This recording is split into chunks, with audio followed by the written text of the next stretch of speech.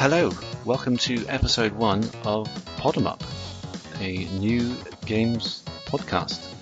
I am Ollie, and you are? I'm Tibbs. You're Tibbs, and together we are Pod 'em Up. Woo! Woo. If we sound a bit awkward, it's because we've just had a variety of technical issues. Oh yeah, God, I mean, I recorded a much better intro than this just now. Yeah, you did actually. It was... This was awful. Let's leave it in anyway, because we'll laugh about it in 50 episodes' time. We will. We will.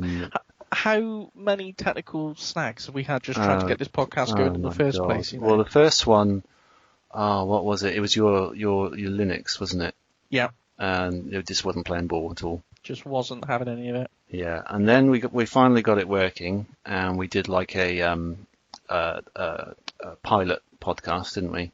Yeah, episode 0. Yeah, episode 0, which we probably won't release because we just had a terrible whining in the background, which was either or both of your laptop and the microphone that you were using. It's one or the other. I've switched the microphone. Yeah. I'm starting to think it's probably to do with the cheapy microphone I got off Amazon, but there we go. You live and learn. Yeah, you do. It's funny. I was looking at Amazon microphones, and the problem with Amazon is you always get like loads of great reviews, but a few really bad ones, and it's those ones that you're focusing on, isn't it? Yeah, absolutely. Yeah. Anyway, we're a gaming podcast. We're two gamers. We enjoy retro games. We enjoy modern games. We enjoy indie games. Yeah. Is that fair to say? I think that's fair to say. Yeah. We just love games, really. We do. And we've been friends for a while, haven't we? Mostly online, but we know each other from school originally. From school, yeah. Yeah. It's a long time ago now. It was Makes a long me feel time old. ago. Oh God, yeah. Don't get me started. How you been? Not too bad. Yeah, Good. not too bad. I mean, a bit stressed out trying to get all this get this all up together and going. Yeah, it has been stressful, but we're there now. But we're there, so you sound should good. be plain sailing, but from now. Yeah. Okay. So, right. So this first episode was really sort of an introduction about us, really, wasn't it? Anyway. A bit about what the podcast is going to be about, because I'm sure, there's no shortage of gaming podcasts. No, I was flicking YouTube channels. Yeah, I was flicking through them and I thought, oh my God, there's a lot of games podcasts. So I think a fair question would be, what are we going to be doing that's different to anyone else? So I think this first episode will be a bit about us and what our sort of history with games, like you say, and what the podcast is going to be and why you should listen to us. Yeah. Hopefully. I think we're just two sort of quite laid back guys talking about games, really. That's kind of our angle. I think by default we'll probably do a kind of book club thing, and in quite a lot of the episodes where we'll kind of go away and we'll play a game or two, and we'll come back and talk about it. I think a lot of them might be retro games just because they're a little bit smaller. A little bit more manageable because I've got a wife and a kid. It's quite difficult to fit gaming in these days. You've got a girlfriend and a busy job, and it's tough to game when you're this stage of life, right? It is. I mean, we might talk a little bit later about what we've been playing at the moment, but that's the lack of time is certainly going to come up in conversation when we talk about what we've been playing. Oh God, yeah. I'll be like still on the same games over like three episodes, I'm sure. Yeah. I think that's how it's looking for me at the moment. Yeah. Anyway, never mind. It doesn't. As long as we're still playing, as long as we're still enjoying, I think that's the main thing. Yeah, absolutely. Yeah. Okay, so I thought first of all we could just run through briefly our kind of console history and where sort of what we had back in the day, what we've collected since. What we've sort of moved on to, what we found ourselves enjoying most. Would you like to start, or shall I? Yeah, sure. I mean, I started with a Commodore 64 back when we just went round my granddad's house one afternoon, one weekend, and I was only like 3 or 4, I think, and he had the Commodore all set up, the Commodore 64, and let me have a go on it. And the very first game I played was the Great Guana Sisters on the C64. It's basically a Super Mario Brothers rip-off, basically. I mean, it plays exactly like Super Mario Brothers, but I didn't know any better at the time. I just thought it was this amazing new thing. Yeah. And it was Great Guana Sisters and another game, Dragon Ninja, Bad Dudes versus Dragon Ninja, the Commodore 64 port, which was, not quite a patch on the arcade, but again, at the time, it was, it just blew my mind. It wasn't anything like I'd seen before. So yeah, that was started on the Commodore 64, and then over the years, went on to Sega primarily, Sega Mega Drive, a little bit of the Master System. We didn't have a Master System at home, but I played it around friends' houses and things like that. Yeah. PlayStation after that, PlayStation 2, Xbox 360, and then on to the, where we are today. But I mean, the majority of my sort of youth was the Commodore 64, Commodore Amiga, and Mega Drive would be the main things I focused on, I think. Oh, really? Okay. I didn't know you went back quite that far. Yeah. I mean, since I was very, very tiny. Ah, you got into games a little bit earlier than I did. So it's interesting. Yeah. What did you start with? I started with the Mega Drive. Oh, really? Cool. I didn't start until Christmas '93 was when I got my Mega Drive. Oh, so right, yeah. I was 7 or 8. My first experience with games was a little bit earlier than that. I just played on my uncle's PC, and he had I can remember 3 games. It was, and I don't know if they were the same ones or just clones of them, but he had a version of Space Invaders. It was quite nice. That's sort of one of the first games I played. Actually. Oh yeah, definitely. It's like a classic. And Prince of Persia, and a platformer starring some sort of mechanic running around a factory talking to his boss. I don't know. I can't remember. But I'd love to know what game that was, actually. I was going to say, if anyone knows what that game let me know. Let us know. It's weird. I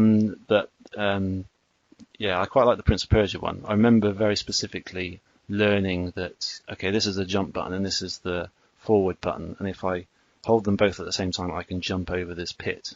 And that was like, kind of a revelation. Not having played games before and just sort of, oh, that's how you play a game. Do you know what I mean? Yeah. Yeah. My first experience properly with it that really got me into games was, it'll come as no surprise to you actually. I went to a friend of mine's party, and I went in. This was in probably summer '93, I'm guessing. And in the corner was a TV set up with a Mega Drive and Sonic the Hedgehog playing on it. And to say that moment changed my life is not really an understatement, I would say. Yeah. It just wowed me. I mean, the fact that they were playing a game anyway, but also just Sonic itself. As you know, I'm a big Sonic fan, and it's all started there really. Yeah. That's a good introduction to the Mega Drive as well. Yeah, it's a great. Yeah, I mean, no better really. It was just the color, the speed, how much fun the other kids were having with it. I remember one thing. You just reminded me of it then when you said, sort of how sort of revolutionary, what a revelation it was. I don't know what the correct term would be, but with Sonic when you played Sonic the Hedgehog. When I played Sonic for the first time, one of the things, it sounds really silly, but one of the things that I found amazing at the time was you could scroll backwards and forwards on the level. A lot of the old Commodore games I played up to that point, once you move forward, like the screen would lock, you wouldn't be able to go back, you couldn't backtrack across the stage. And I remember having that freedom in Sonic and going back and forward across Green Hill Zone. I just find that absolutely mind-blowing at the time. Okay. The only game I've got experience with that with is Mario Land on the Game Boy. I think it was like that. That you couldn't go back. Yeah. But yeah, I know what you mean. Yeah. So that got me into Mega Drive definitely. I wanted any sort of game after that. I just thought, Christmas is coming.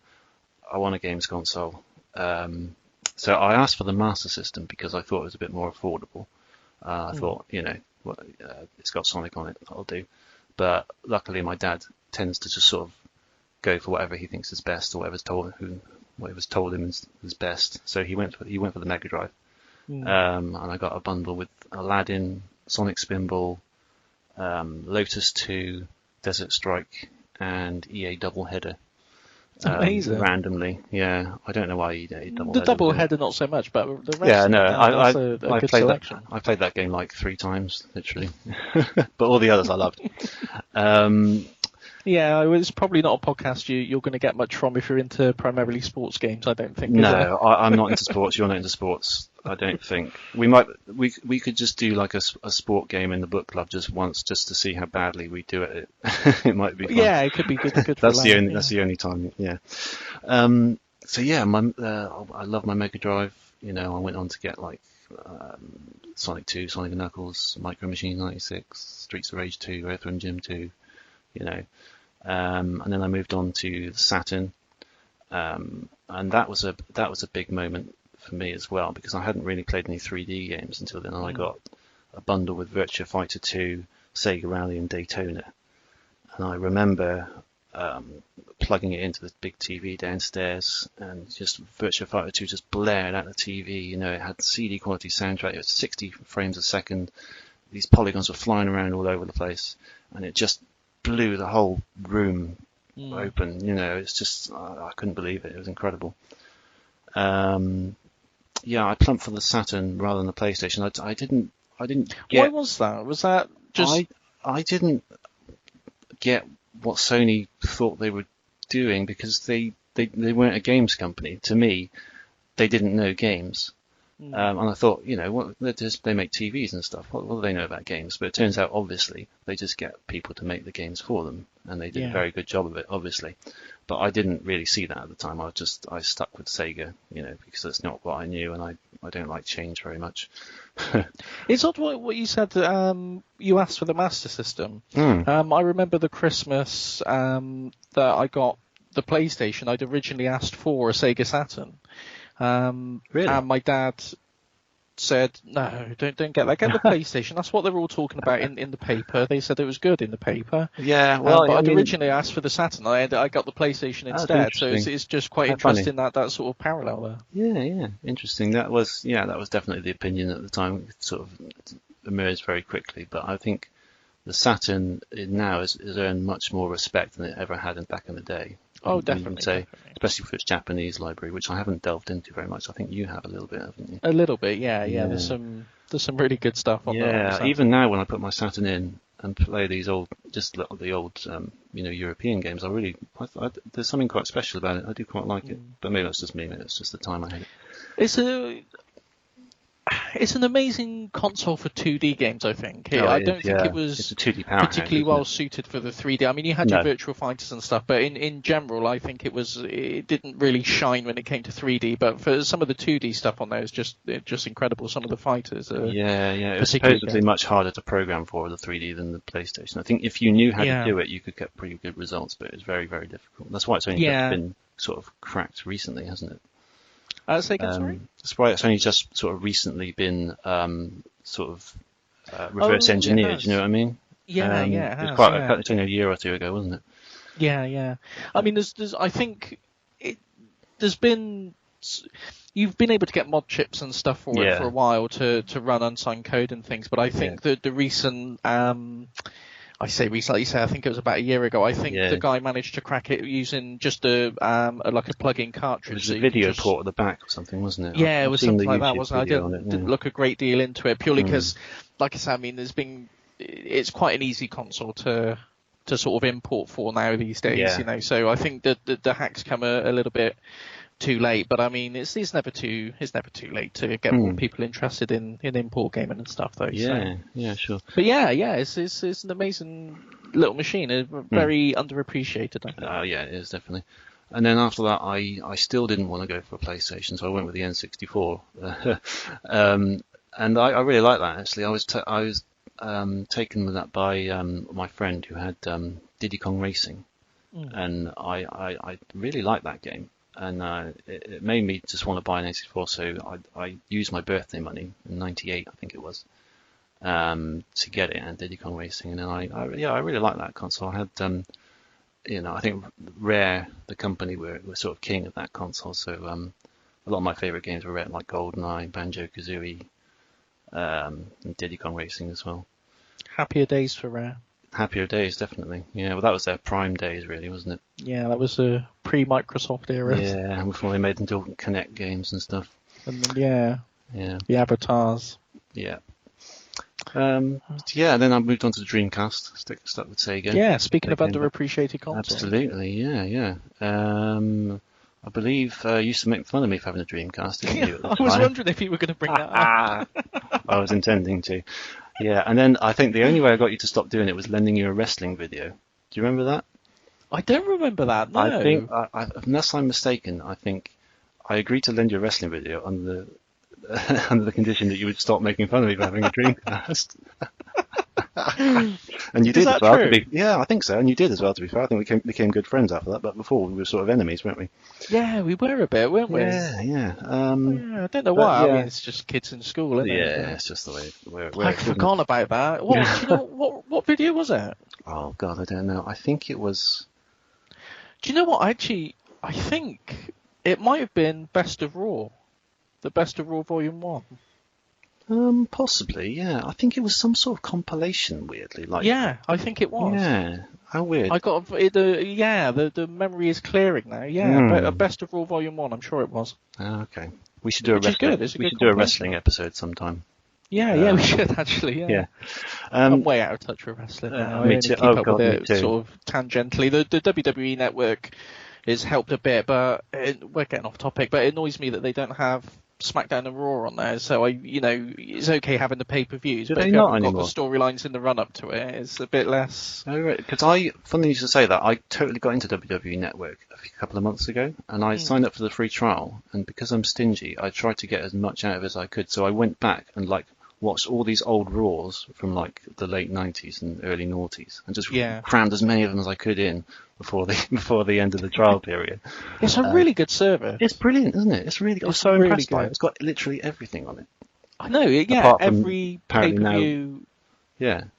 It's incredible. They stopped doing Raws and SmackDown. The only thing missing is if they could get the weekly Raw and SmackDown on there. It's funny because they were on there when I was doing it. I'm sure they had the current ones. They only just stopped doing No, they're on there, but I think they're 4 weeks behind what's live on the television. Okay. But it's something to do with the contracts they've got with the network television in America or something. I guess that kind of makes sense in an annoying sort of way. But anyway, that's But yeah, I forgot all about that. That's amazing. Yeah, you did get a bit of stick for having a Dreamcast, didn't you? I think that was like old school console wars mentality in the playground. Yeah, but I think you came around to Dreamcast in the end, didn't you? Oh, I did. I love it. Yeah, it's brilliant. Yeah, it's such a good console. It's it was the definitely underappreciated in its time, but now again, like the Saturn, it's got such a strong following now, isn't it? Really. Well, I mean, there's still people putting out, published, printed, it's incredible, games. Isn't it? It's 2018, and people have still got games coming out. And have you seen the Dream Pi?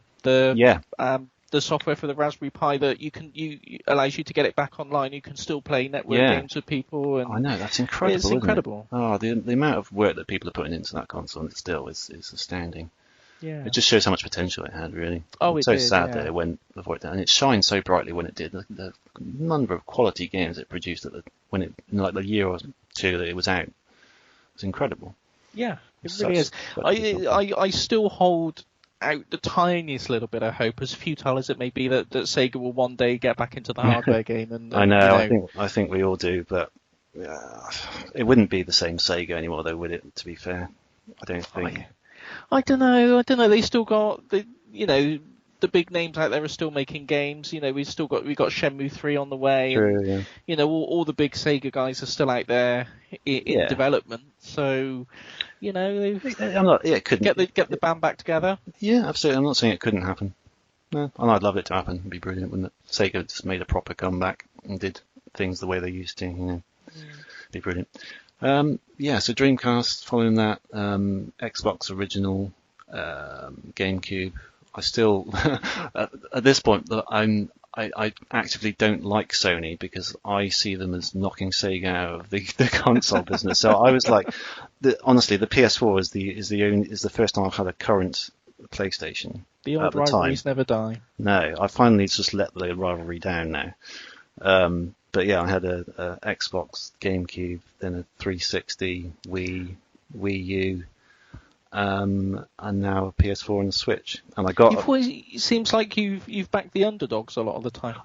Yes, I do tend to go for the underdog. I don't know why. I think it just happens like that. I don't necessarily do it deliberately, but generally speaking, I have often favoured the underdog. You know.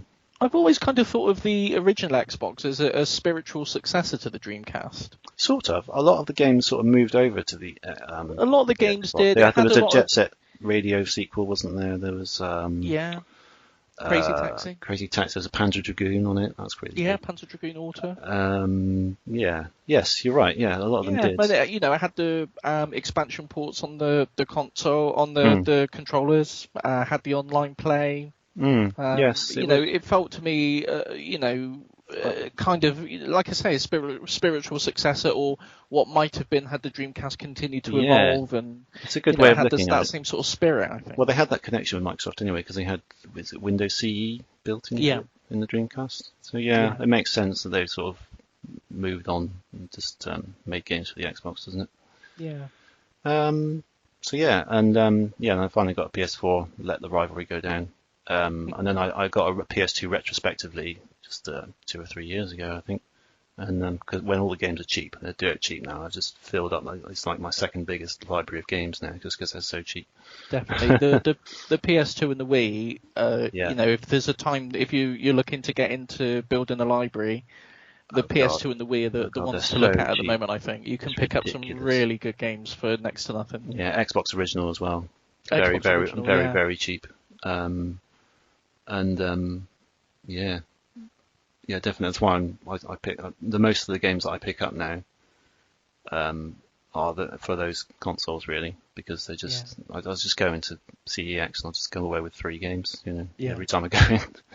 I haven't played any of them yet, of course.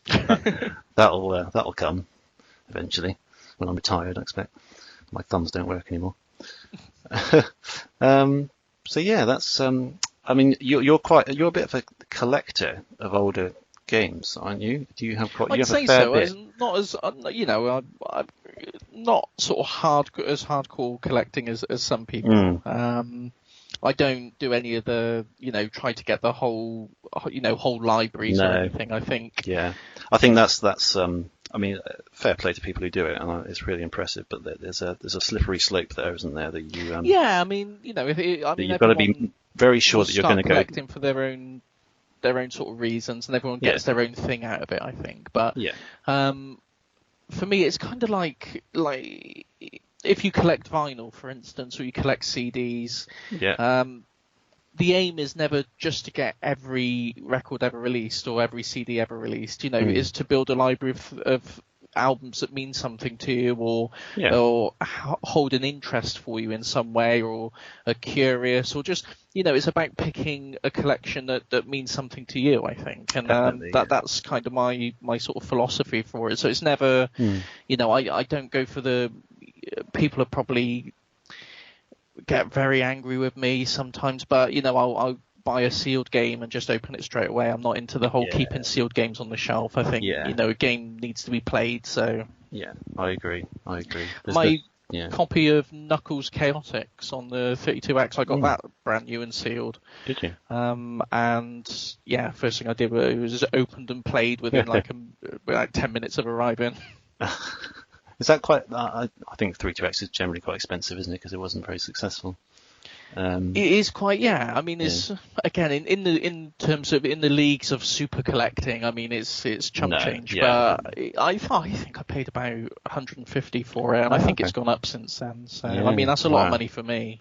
Yeah, it's very very rare I get that much to spend on a single game. Yeah, I mean, I think my most expensive game. And I didn't pay anywhere near this. This was Burning Rangers for the Saturn. We got to do an episode on that at some point. Yeah. Do you have that?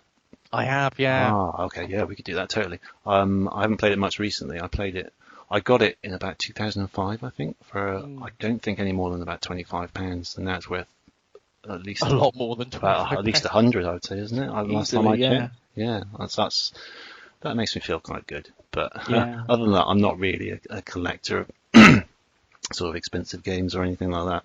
I've kind of only got into it in the last 2 or 3 years, and I mainly just pick up games that I quite like to look up that are fairly cheap, or games that I played, or always wanted to play back in the day and I never did.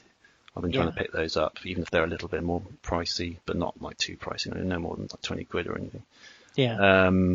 So yeah, I don't have like loads of games, but I try to focus on the games that I really want in each collection. It's the same with me, really. I mean, you see these YouTube videos, they got, guys with like rooms floor to ceiling of games, all sort of super organized, and it's not like that at all. It's a very modest collection by sort of internet standards, but it means a lot to me, and I think that's the important thing. I mean, other people might look at it and think, well, what's he care about all these all these old games for? Some of these games aren't even, very good, they might say. But to me, it's just a collection that means something to me. Absolutely. It's, some of these games I've had since I was a kid as well, So some of these were my granddad's old Commodore games that, I've kept. And, so I think that's the thing with collecting. It has to mean something to you personally. Definitely. There's a personal element. I've actually got almost all of the stuff I originally had as a kid still. Wow. I'm looking over at it now, and I listen to a lot of podcasts, and almost everyone says that they traded their consoles in. And to be fair, that means you play more games that way because you get, And I'm afraid I did the same thing. When you're younger and you ain't got a job and you're at school or college, it's the only way to get new games. I totally understand that, but for me, I'm like a hoarder, and I like to hang on to things, even if they don't mean anything to me anymore. I find it very difficult to let go of stuff. Yeah. So I've kept almost everything. The only thing there's a couple of things, but one of the main things I don't have is my original Game Boy, and that's only because I traded it to. You remember Martino? I do, yeah. I traded it to him and 2 games, Mario Land and Tetris, for Sonic 1 and Streets of Rage 2, which is a fair deal. It's a fair deal. It's not like it's got something rubbish for it, but I did regret it, and I did, as much as I love those games, I did miss my Game Boy, even though I hadn't played it much. I just hated not having it anymore.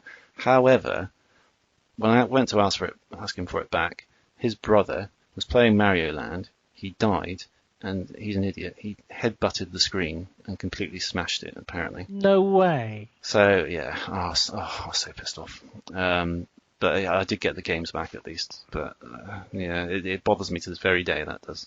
Oh. Do you still speak to Martino? Not very often, no. He wishes me a happy birthday every year on Facebook, and I do. Yeah, I do the same to him if I remember, which I often don't. Sadly, sorry, Tino. But is he likely to listen to this? I don't think so. Maybe, you never know. So if we took the mick out of the Sonic level names he came up with that time, he's not likely to hear that. I don't remember those. Go on, enlighten me. Do you not remember Cloud Climax? Oh God, that one. Yeah. Oh my God. I'd forgotten about that. We were trying to make a game, weren't we? Yeah. Yeah, and I got oh God, yeah. The game, if I remember, the game was called Any Means Necessary. It was, yeah. It was in Game Maker, like the original version. Game Maker, the original. It's still going now, isn't it? It's quite big now, but the old original one, made by the original guy who made it. Yeah. Yeah. God, that's going back, isn't it?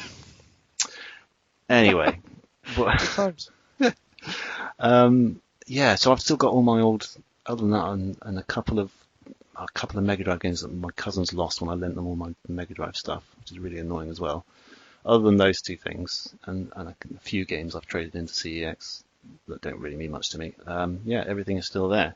Amazing. And I love just looking at it and knowing that that's the real deal. Yeah. That's the actual Mega Drive that I got, when I was 7. I'm looking at it right now. It's I totally understand anyone trading in their consoles and sort of to get new games and stuff. I totally get that, but I just happened that I just didn't really want to do that. No, it is. It means something more when it's your original it stuff. Does, and it does mean that I've played less games, and that does bother me. And I'm trying to get through as many games that I've missed now as I possibly can, given my time constraints, and that bothers me. But at least I do, console myself with the fact that I'm still hanging on. I'll be clutching them, as in my grave, I expect. Do you remember? I can't remember what game it was. Was it Lethal Enforcers or Sunset Riders? When you kill the guy at the end and he goes, "Bury me." Yes, bury me with my money. Yes, he does. He does. That'll be you. But bury me with my games. Bury me with my consoles. Yeah, totally. Okay. Well, I think that kind of sums up, our history quite well, don't you think? Yeah. The next thing I thought we could do is just sort of each of us run through 5 games / franchises. It doesn't even have to be the top 5, just 5 examples that mean a lot to us. Yeah. That have sort of made us the gamers that we are today. Yeah. Okay. Shall I start? Yeah, please do. Okay, I think you know what I'm gonna say here. I've got a fair idea. Yeah, it's Sonic the Hedgehog, believe it or not. Yeah. Oh God. Yeah, I'm a massive Sonic fan. And it all started on that moment I mentioned earlier in '93 when I saw, and I think that just sort of took me away. And I thought, yeah, that's what I want. Those 4 original games. I'll probably focus on them just for the purpose of this, because I could go on this whole podcast about the whole series, to be honest. But because they're the iconic ones: Sonic 1, Sonic 2, Sonic 3, and Sonic and Knuckles, all for the Mega Drive. Yeah. They're so sort of ingrained in me, like I know them so well that it's very difficult to articulate exactly what it is I like about them.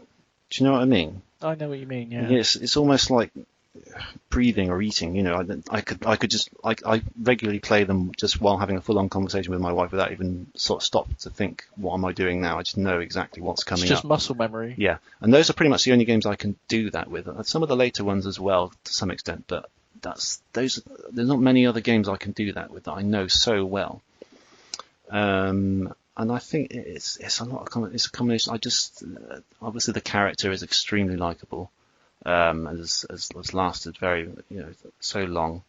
I think for me, a lot of the appreciation comes down to the levels and the level design. And for me, more so than any sort of character or plot line, they are the stars, particularly of those games, the levels themselves. Yeah.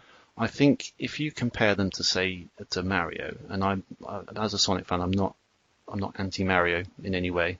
I do like Mario a lot. And what they do is sort of, they'll have a level and they'll introduce a gimmick in the level, and they'll sort of really play with it, and you'll get to play around with that gimmick sort of several times, and they'll really build on it, and they're great at that. Great at sort of pushing the boundaries that each new gimmick they introduce, but they don't tie them to the levels as such. It's like World 1, World 2. They're all kind of like your standard. Your green level, sort of variations on a theme. Yeah, every time they do it, particularly the 2D ones, they're very much, here's your mushroomy level, here's your ice level, here's your jungle level, etc. Yeah. I mean, Sonic is obviously based originally on those sorts of tropes, but the levels have so much identity to them that they just really stand out to me. They've always been something that I've been enamored with. And when I played those original Mega Drive games, I wasn't necessarily very good at them. I would just sort of sit and watch my friends play them, or I would sit and play as Tails, quite often. And when it came down to me sitting there and playing them properly, more often than not, I couldn't do them very well. But I think it is still, maybe it's the fact that I wasn't able to play them so much, but it's just that, like, the levels themselves, I don't know, it's a bit, first of all, they have their own names. They have their own music that's only used in that stage. They have their own selection of sort of objects, gimmicks, and enemies. If you take those 4 games, if you look at the number of the objects that are used throughout the whole game, it's what, like rings, springs, spikes, checkpoints, item boxes. Yeah. That's about it. Everything else, including the enemies, are all custom made for those levels. That's true, actually. Yeah. Yeah, and it's not just that; it's a structure as well. Like, look how different Green Hill Zone is from Marble Zone in the original game. You know, Green Hill is your standard sort of just leg it, your sort of typical Sonic level, your perfect Sonic level, where you just keep running, and it's the perfect, you know, showcase for it. But then you've got Marble Zone, which is much more like a normal platformer. It's much more slower paced, and if you, I think it's part of the reason why they keep bringing them back. We've talked about this recently. They keep bringing them back in the more recent games, like these same levels, because it's partly because they have so much identity and they have so much familiarity to people. Like, Chemical Plant keeps getting brought back a lot because it's a very notorious level for that difficulty spike at the end. Yeah. With the rising water. People know that level. And yeah, it's just something about that. They have so much personality. It's their music as well. I mean, I absolutely love Sonic music, you know. Yeah. I can hear. Yeah, for the original Mega Drive games, absolutely. Yeah, I can hear a piece of Sonic music separately, and I want to go and play that level, you know. And a good piece of music can make a good level great, and a great level just like one of the best, you know. Yeah. It really is so important to a Sonic. I remember back in the day, I recorded my own cassette tape Sonic 2 soundtrack and like made a little cover for it. Oh man, I totally did that as well. I did it with. It's just so addicted to the music as well as the game. Yeah, I did it with Sonic Jam on the Saturn because that had a sound test where you could just do all music from all 4 games. Yeah. I just sort of put one together from that. Yeah, exactly. It's actually sort of dictated my whole taste in music as well. I like melodic, kind of clear, catchy tunes. I think it all stems from that, really. Yeah. And I think it's the amount of joy you get from running through a level that you know really well. Like, the more you play it, the more you enjoy it. That those games don't need like extra modes, like extra hidden things in the levels, extra time attack modes, because they are inherently replayable. That's a really good point, actually. Yeah, you can just pick it up again and again, and you'll get better and better, and you'll get faster and faster, get your time down quicker. There's no way of recording the times in the game, but I don't even do that myself. But you could if you could speed run it. You can hit everything perfectly. You can take every jump. You can hit every enemy, not stop, get every ring, not lose any rings. And it's almost like little challenges for yourself. But you get more and more reward the more you do it because it just feels good. And I think that's the other aspect as well, because it's backed up by such a good game engine. Yuji Naka he's my programming hero. He really is, because he's just, when you look at what was around at the time compared to Sonic. I mean, it just, in terms of the platform games, it's in terms of any game, there was nothing else like it at all. Yeah, they did it so well, didn't they? That first, compared to everything else, they set out to make first of all a great character, and secondly a great game to pin it on, and they succeeded so well, and it's just it's stuck with me really, and I've maintained my love of the whole series through thick and thin. I'm not going to say that every game is amazing, and certainly in more recent years, I think at the time quite often I don't know, certain games I defended that I knew that they weren't that good, but I was sort of in denial about it. You know what I mean? Yeah. I think these days the fact that I haven't played those games so much just says that I can totally see that. But I mean, the recent Sonic Mania has just been a phenomenal return to glory, really, hasn't it? I have to say, I think looking at because I got you on my friends list on Xbox 360. Yeah. And I think I recall seeing that you've got every achievement in Sonic 06. I think you perfected that game. I'm going to call your bluff on that because I don't think I did. Really? I think you got. I probably got most of them. I think. I probably got most of them. To be fair, you did all the stories anyway, didn't you? You did all the campaigns. Yeah. I mean, that's a feat of endurance as far as I'm concerned. That's something else. Oh god, yeah. I mean, I mean, I knew then. See, the thing is, I was quite hyped for that game. So was I. Yeah, I think a lot of people were, and obviously I knew it was a letdown the moment I started playing it, but I didn't want to admit it to myself really. I was sort of in denial about it. I don't even remember the name of the level. The one where there's lava everywhere and it's like a collapsed city. Flame Core, I think that is. I know it's terrible. That's I where know I gave that up. right off the top of my head, but I couldn't take it. And my first playthrough of that, I got caught by that ring bug, the silver ring bug, where he goes, "It's no use, it's no use," and you keep bouncing off the wall. I got caught by that my very first playthrough. Oh, really? Oh, it's a terribly buggy game. Memory. It came out of the oven way too early, but it was also fundamentally flawed as well in many ways. As just the engine, just wasn't very good. Yeah, it's a shame.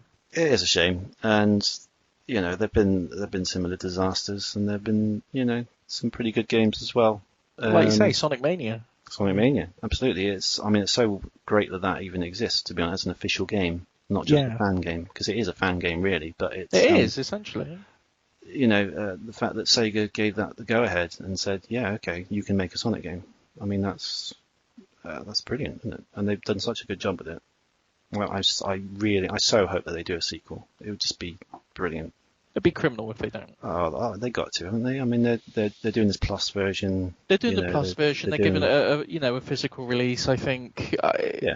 For them to put that much behind it, because I think obviously they didn't have that much faith in it. No. To begin with, which is why it was purely digital plus an extravagant collector's edition, which they know super fans are going to buy anyway. Yeah. But the fact now it's got a standard physical release, I think really shows, they're starting to put their support behind it a bit more. Definitely, yeah. Okay, well, I mean, I could carry on with that ages, but I think we'll leave it there. Yeah. So why don't you go ahead with your first pick? First pick. I'm going to have to say Sonic as well. Oh, really? Okay. It sounds like a cop-out, but I think the Mega Drive was the first console that I had that was actually mine. Yeah. We did have the Commodore 64. My granddad handed that down to us, but that was more sort of a family. It belonged to the family, really. The Mega Drive I got for Christmas, and I didn't know I was getting it. I didn't ask for it. I did because I had no idea. It was a complete surprise. Yeah. But I got the Mega Drive for Christmas, and it was mine. One of the games Brilliant. I got with it was Sonic 1. Oh, great. And I think, I was a sort of big Sonic fan at that point anyway, from playing it around my granddad's, because my granddad had the Mega Drive as well. You got a really cool granddad, by the way. Yeah, I mean, it's like you said earlier when you said that when you went to the birthday party, and it's fair to say that sort of changed your life that moment. Yeah. It's the same for me. I think that Saturday morning we went down to my granddad's house, and he showed me the Commodore. I had no idea at the time how much that one event would influence my entire life from that point on. It sticks with you, isn't it? I wonder if everyone has one of those moments. I think they must. I mean, whatever you're into, anyone who's really passionate about a hobby, there's got to be one moment they can point back to in their life where it really just clicked for them, and they think, this is my thing. This is my thing that I like. Yeah, he was all into anything sort of gadgety and tech related. That's what he did. So yeah, I owe a lot to my granddad in terms of where I am today, hobby wise and interest wise. I owe it all to him, really. But yeah, so I'm gonna have to pick Sonic as my first one for pretty much all the reasons you've said. I don't want to repeat myself or repeat what you've said too much, but yeah, it's just a series that holds a special place in my heart, really. Like you say, there's lots of ups and downs with the series, but I think on the whole, it's given me more enjoyment than it has disappointment. I think it's just the fact that all the missteps that it's had over the years, it's a franchise and a name that still holds so much weight with people. I think is a testament to how special those original games really were. That's the point you have to take away from with Sonic, because there's been so many games that people have said, oh, this is the last Sonic game, and he keeps bouncing back. Yeah. I mean, it's partly because Sega are still around and it's still their biggest franchise, but it's also because of the fans, and because Sonic means so much to so many people, whether they're sort of still diehard fans or people who sort of dip in and out of the series. Yeah. And alongside Mario, and I don't know, maybe something more modern like Master Chief, he's one of the few characters you could show to complete non-gamers, someone who's never picked up a control pad in their life and has no interest in games, and they'll know who he is. Yeah, definitely. He was more recognisable than Mickey Mouse in his primes, as a sort of famous fact goes. Yeah. And that's all that popularity to start with has sort of seen him through, for quite a long time, really. Yeah. Brilliant. So, okay. Sonic, top of the tree. Okay, well, it's back to me then, isn't it? Yeah. Fair enough. So my next pick is the Legend of Zelda series. Okay. I came to Zelda much later than most people. My first game was the Wind Waker on the GameCube. I saw my cousins playing it. They had it, and I sort of looked at it. I'd sort of previously dismissed Zelda a little bit on the N64 for probably stupid reasons, I expect. I went round my friend's house and he had Ocarina of Time, and I played it very briefly, and I said, what's the jump button? And he said, there is no jump button. I was like, what, a 3D platform without a jump button? Well, obviously it isn't a 3D platform. It's an action RPG, and you don't really need to jump anywhere. You just go to the edge of a platform and it'll jump off automatically. But that, for some reason, just for some stupid reason, that just put me off. I don't know why. It's really, really dumb.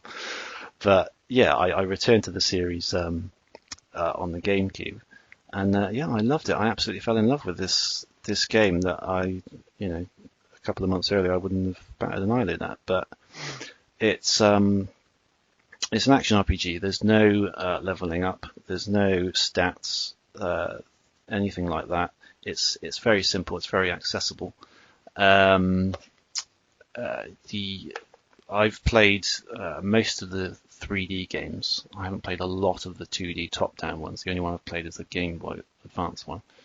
But I've played Wind Waker, Ocarina, Twilight Princess, Skyward Sword, and the new one, Breath of the Wild.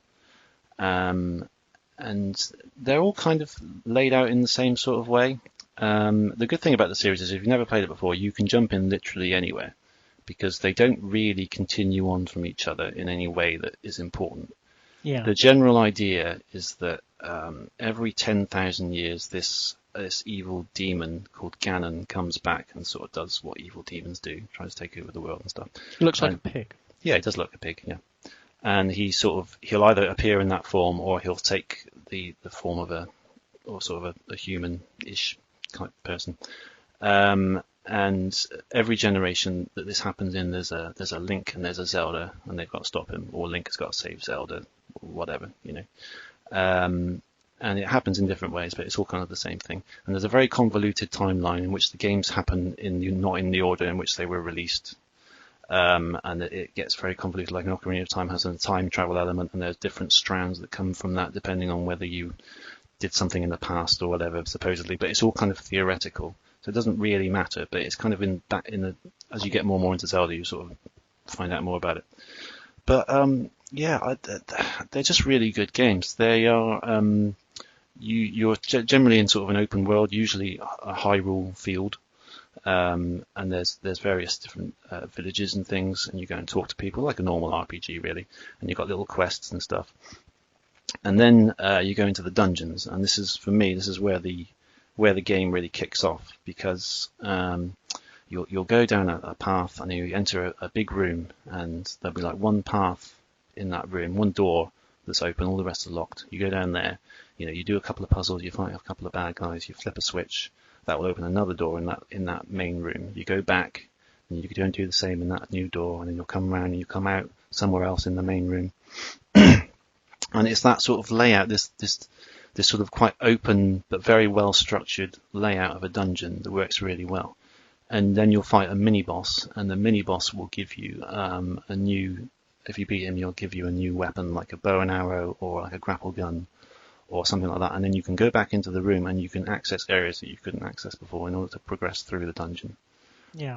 And it's just that really nice design that I really, really like. It's similar to, I'm a big fan of like level structure and like level design and like really appreciating that kind of thing. So like I said with Sonic earlier. And I think that's one of the things I like most about it. And there's many other things as well, but I'm trying to think about what I take away from it, and that's one of the things. We'll have to do a Zelda on the show as well, because to my shame, I've never actually played a Zelda game. Yeah, they're a big commitment. They're like 40 hours ish. So we might have to do that in the back. We might have to do it in the background while we do other things, I guess. Yeah. But I totally recommend you get into them because they are so good. They really are. There's a reason that Ocarina of Time is often voted one of the best games of all time. And it's just, that's one of the most sort of perfect ones in terms of its perfect Zelda-ness in a way. Because a lot of the others, they're just as good, but Wind Waker, for instance, is set on water, and you just sort of sail everywhere, which I really like actually. And then it was quite a divisive one, wasn't it? It was. I think it was just the style of it, because it was the first game I played. It didn't bother me. It was all cell shaded. It was all cell shaded, and they were very different looking characters. There's been a couple of games in that sort of lineage as well, in the DS, I believe. Excuse me. Yes, it was divisive, but I think a lot of people realised it was still a core quality game underneath it, and the visuals, they were inconsequential to the gameplay, I think, in many ways. So all the games up until Breath of the Wild, the new one, have that sort of structure, whereby you have to do it in a linear order, pretty much. There's side quests and stuff, and there's other things to do, but in order to progress through the story, it's very linear. Breath of the Wild totally changed all that. You kind of do the same sort of thing. You solve puzzles, you go into little dungeons, and you fight creatures, and you talk to people and stuff. It's still the same sort of thing, but it's so much more open. And I honestly can't choose which I like better, because I was kind of unsure about it at first because it looked like they were changing so much, and I thought, I'll give it a go, but I don't think I'll like it. But I end up absolutely loving this game. I played it last year on the Wii U, and it was sort of a perfect storm, really, because prior to that, I'd been suffering from this eye condition. I kind of remember telling you about it, where my eyes hurt all the time, and I couldn't. For like a year and a half, this went on for pretty much, and I found it very difficult to play games, which is really annoying. I just got into like going back and getting all these games and getting really into playing games and discovering new games I hadn't played before, and this eye thing, oh god. But it turned out to be some sort of myobenitis, I think it's called, thing. It's like a blepharitis thing anyway, and I managed to get antibiotics for it. And this was at the time where they were just healing up. This game came out. My little girl had been born quite recently, and she wasn't sleeping on her own, and she had to just like sleep. Me and Abby, my wife, used to have to take turns in staying up with her all night, so I'd stay up from like 8 till 3 a.m. and then she'd take over and I'd get a lie-in. So my eyes are back working again. I've got my little baby sleeping on me. I've got nothing else to do for like in the whole evening other than play this amazing game. And I just had a blast with it every night for like 2 or 3 hours. I put like 50 or 60 hours into this game over the course of about a month. Yeah. And I absolutely loved it. And it's different in the sense that it's a lot more like Skyrim, or like an open world kind of thing. You do like a little tutorial thing at first, which tells you everything you need to know about the game. And then after that, the whole world is open to you. You can do pretty much anything you want in any order. The final boss is there, and you can even go straight to him and have a go at him if you want. Yeah, I've heard that, yeah. Yeah, you'll probably get creamed because you haven't got enough health or anything, or any good weapons. But you can. The fact that you can do that is just awesome. And you can do the dungeons in any order you want. There's so many little mini dungeons in there. You can improve your health and your stamina on. There's so many more weapons than there are normally. Normally it's like a linear progression, and you have to get each weapon. This time you can get whatever you want at any point. And just the freedom. It's one of those times, one of those games where when you're away from it, you spend a lot of time thinking, tonight I'm going to go home and play and do this bit, and then I'm going to do this, and then I'm going to do this. There's so many different things you can do at any one time, rather than a linear game where you don't know what's coming up because you're only doing the thing that you're doing at the moment, and you can't really think about it too much. Do you know what I mean? Yeah. Yeah. And it was just, but they're all good. They're all great games. I'm definitely going to have to catch up with them. I can't tell you how good they are. They're really, really good. I think you'll like them. I think you will. But it is a commitment. Will, because I do like role playing games. I'm not, again, I'm not. There's some people who are like really, really into role playing games, and I wouldn't say I'm anything like that. But I do really enjoy role playing games. Oh, yeah. It is. It's a much more accessible one than most role playing games because you don't have those stats. You don't have.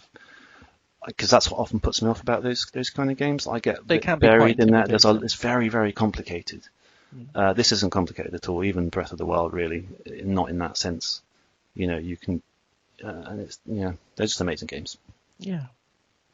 Okay. Excellent. Yeah. Your go. Okay. I'm going to choose Metal Gear Solid. I thought you might. I have a feeling this is one of your favourite franchises. I've never played a Metal Gear Solid game. Metal Gear Solid game. Yeah, see, you missed out on Metal Gear. I've missed out on Zelda. There's going to be plenty of opportunities for us to sort of fill the gaps in our knowledge here. Definitely, and I do want to get into Metal Gear Solid, but I'll let you talk about it first. I think it was just.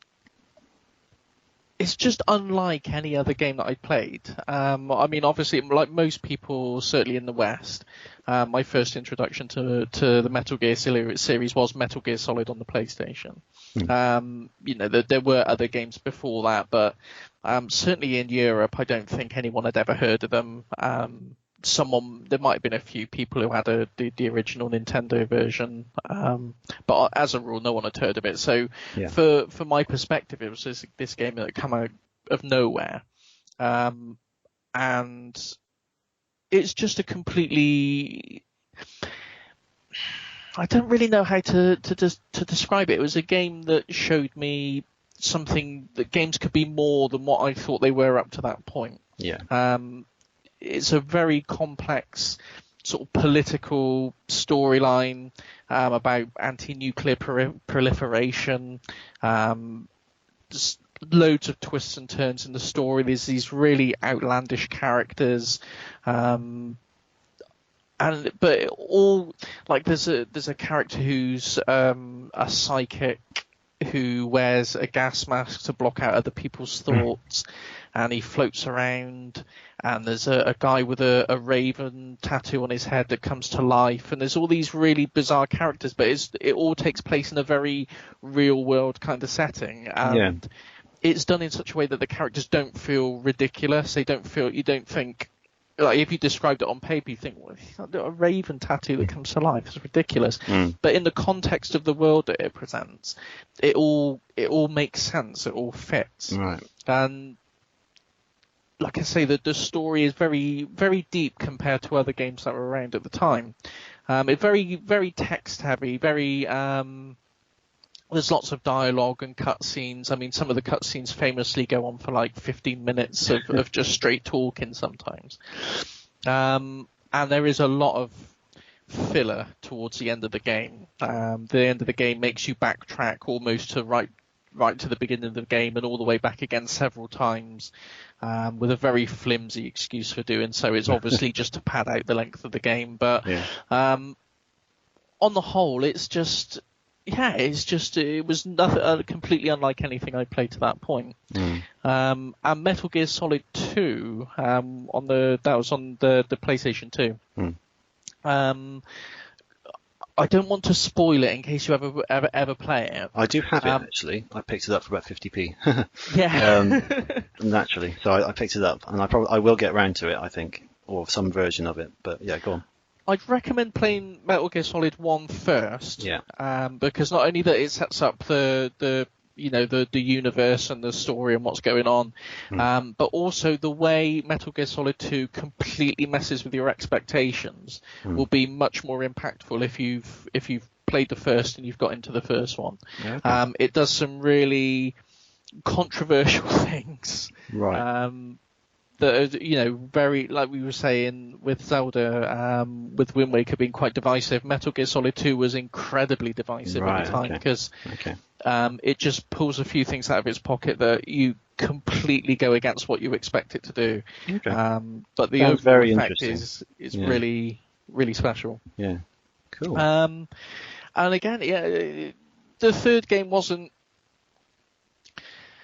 as important to me in terms of, because I'd played Metal Gear Solid at that point. It had that initial impact on me, so I knew what to expect a little bit going in. But it still has some really, really neat moments in there. There's a boss fight in Metal Gear Solid 3 where it's affected by how many people you've killed throughout the game up to that point, because you can play the game, you've got freedom to go through the game all guns blazing if you want to, or you can try and stealth your way through and not get spotted, and that's the preferred way of doing things. But if you go through and just kill people and everyone you've harmed up to that point, their spirit essentially comes back to haunt you through this boss fight. And up to that point, you've just if you've just been playing it like a normal game, and you've just been, oh yeah, this is a bad guy, kill him, he's out the way, kill him, he's out the way. You're forced to confront the reality of these are people that you've killed. They're not just characters in the game. These are actual, you've hurt these people. And you're forced to confront that, and you can't progress until you've faced this sort of realization. And it's got loads of really neat ideas like that. And there's another bit in the game where if you save it at a certain point and reload it, it will take you into Snake's, the main character in the game, was Big Boss in Metal Gear Solid 3. Into his, it's like a dream he's having, but it plays like a completely different game. But it doesn't telegraph that he's doing that at all. You just load up the game and suddenly you're playing something completely different. You're like, what's going on with this? What's happening? I've heard that there's a lot of things that mess around with your expectations. Like there's some sort of memory card thing. Was it in the first one? Where that's in the first one. Yeah, delete your memory card. Some really good stuff with the memory cards, and at the time the Dual Shock pad had just been launched by Sony with the force feedback motors in the joypad. Yeah. And it does some really neat tricks with the joypad. The psychic character, Psycho Mantis, will instruct you to put your joypad on the floor so he can demonstrate his psychic powers, and it will make the joypad shake and sort of jump around on the floor, and he acts like he's sort of moving it with his mind and things like that. So clever, it just plays with, like I say, what you expect a game to be and what you think a game can be. Yeah. And basically all of them, I think the only one of the series that I didn't really connect with was Metal Gear Solid 5, The Phantom Pain, which is sort of PS3, PS4, Xbox 360, Xbox One, and PC as well, I think. So you can get it on sort of any modern system from the last decade or so. Yeah. That one just didn't connect with me as much, and I don't know why. A lot of people say it's the best one, but if you were going to start, I would say if you only played one of them out of the whole series, I would say go with the Metal Gear Solid on the PlayStation. And really? It's a very important series to me. I wanted to ask you. I've been I think I mentioned to you before, I've been getting into emulation a bit more, and I got my Dolphin, the GameCube and Wii emulator. Once I get my good graphics card, I'll be a bit more into it. I found there's a version of 1 and 2 called Twin Snakes for the GameCube. Have you played that? Yes. Would you say that's worth doing over the original? No. Really? It's an interesting game. It's done by Silicon Knights, who did Eternal Darkness. Right. And it's kind of, it's not really a remake. It's kind of like a reimagining of the story, and the main beats of the story are the same, but it's presented in a lot more. It's a bit more over the top, a bit more anime style, I would guess. I would describe. Not really. I don't really know how to describe it. Like, it's more like sort of cartoony, I would say. Not graphically, but in terms of the way the characters act, and the action sequences are really sort of over the top and exaggerated. And it's an interesting game to go back to once you've played the originals. But I would stick with it. If you were going to sort of get stuck in with Metal Gear, I would start with the Metal Gear Solid original on the PlayStation. Okay, that's interesting. I probably will in that case. I was going to just go for the Twin Snakes one because it seemed like, a good idea. But if you say the original is the way to go, then the original is definitely the way to go. Okay. Yeah, it's on my list. It's quite high on my list actually, of games to revisit or to go to for the first time. So yeah, I will be playing that at some point. When I don't know, but I will. Yeah, it's it sounds like a fascinating series. It is. I think I've often dismissed it as kind of like just sort of a standard AAA kind of fare, because it's almost like the originator of those kind of more serious games, or sort of really story-driven games like that. Do you know what I mean? Yeah, it really was. It was among the first wave of those sort of big blockbuster type games. Because prior to that, games were rarely taken seriously by themselves, partly because of the graphical limitations. You couldn't conduct too much seriousness with such limitations, especially on like the 32-bit systems. But yeah, I mean I've heard that's kind of one of the originators of it, and that's because I tend to favour games that are less serious. I've often kind of dismissed it, but what you've described there sounds really, really interesting. It's worth trying. Yeah. It's worth trying. I mean, it is one of those games that it's not going to be to everyone's liking. There's some people it's just not going to click with at all. But I think it's a game you'll know within the first hour or two whether it's going to be something you like. And it's a relatively short game. I mean, once you know what you're doing, you could probably play through it in sort of 5 or 6 hours. I mean, that's quite good. But sort of first time playing and not using any walkthroughs, I think 8 hours or 9 hours and you're done. Really, it's a fairly, it doesn't overstay its welcome. That's good. Yeah, that's one of the things I find about looking at a lot of modern games. You look, I'll get into that game, and someone says, it's a 40-hour epic, and I thought, where am I going to find 40 hours? Do you know what I mean? Yeah. every game seems to be in 40 hours. Well, it's always 40. Do you know what I mean? It's weird, isn't it? It is. It's odd. Yeah. Okay, I'm going to give that a go. I think the original version, as you say, you've changed my mind definitely. Okay, if you're done, I'll move on to my next pick. So my third pick, I think, is going to be Banjo-Kazooie on the N64. Yeah, I mentioned it briefly earlier. You did, yeah. As I said earlier, the Rare was on fire on the N64, and I think Banjo, for me, kind of represents probably my favourite game at the time, certainly. And it was just, I don't think prior to that I had such a sort of a big adventure with a game as Banjo. I think that's why it sticks in my mind so much. It's kind of, I'm guessing it's kind of the originator of the collectathon in many ways. I can't think of a one that's a game that's got that kind of gameplay before Banjo. Yeah. And I use collectathon positively. A lot of people use it negatively. I find. It is sort of pejorative these days, isn't it? But yeah, I know what you mean.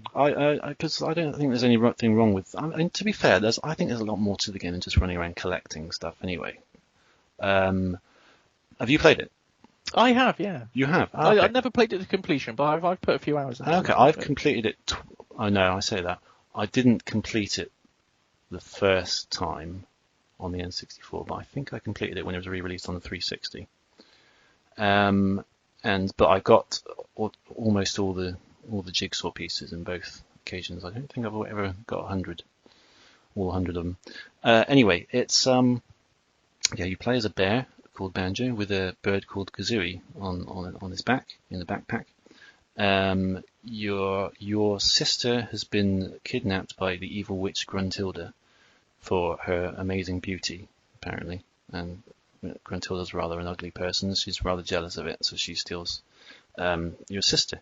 And what follows is an adventure through Gruntilda's lair, which sort of acts as the overworld for the game, and it's made up of various kind of tunnels and rooms that lead into larger worlds, the levels of the game. And I think there's 9 worlds, and in the 9 worlds you collect 10 jigsaw pieces in each world, and they're very open. They're not linear levels at all. You go in there, you'll see, and you earn the jigsaw pieces by doing various challenges. So you'll see a challenge over there, a challenge over there, and it's kind of openness that I really like. That sort of, as I kind of mentioned earlier with Zelda, you can kind of do anything you want at any one time. There's so much choice. I think that's what I really liked at the time. So, and I love the variety of the challenges. Like one of them will be like a traditional kind of platform affair. Another one might be a little race with a character. Another one might be kind of a matching sequence thing. So you've got like I think there was at one point there was a big hand playing like a keyboard, and you had to match the keys and stuff like that. And it's all kinds of things like that just lends so much variety to the gameplay. It's great colours, great characters, great music. It doesn't take itself seriously like a lot of Rare games. I think I really like that about Rare at that time, particularly because you can tell that they had fun making them. Do you know what I mean? Yeah. Same with like things like in GoldenEye, you can see like the faces of the guards are clearly like the developers like pulling funny faces, and the voiceovers in a lot of these games are kind of like doing silly voices and stuff like that. And just like the humor in Banjo is great. You can tell they had fun writing those lines.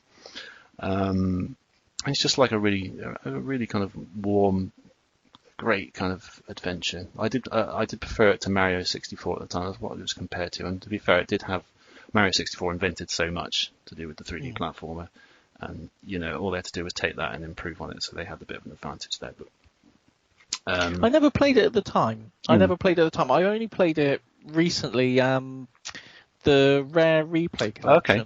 Yeah. On the Xbox One, I played it as part of that, and I can see it. Because at the time I didn't have an N64, I only had the PlayStation, and there weren't many people who had sort of both consoles available. I don't think, So I missed out on lots of good titles on the N64. But I think it's one of those games I would have really loved to play at the time. I really would have got a lot out of it. Yeah, it is a really good game. There's an immediate sequel, Banjo Tooie, which I haven't. I played the demo because that was also re-released on Xbox Live Arcade, and I played the demo of that, but I never got any further. And there's Banjo-Kazooie Nuts and Bolts on the 360, which is it's kind of it's a vehicular creator, which is an interesting idea, but it's nothing to do with Banjo really, and I didn't really get on with it. And then there's a spiritual successor more recently, Yooka-Laylee. But the problem with all 3 of those games for me is that the levels are too big and too sparse in terms of the number of challenges. You really have to search for them. I found that. And with Banjo, the original Banjo, it was so you could see them around you. And even if they were a little bit harder to find, you didn't mind doing it because by that point you had invested so much into it. Yeah, I did find that with Yooka-Laylee. Yeah, me too. Some of the pages and collectibles were in such obscure places. Yeah.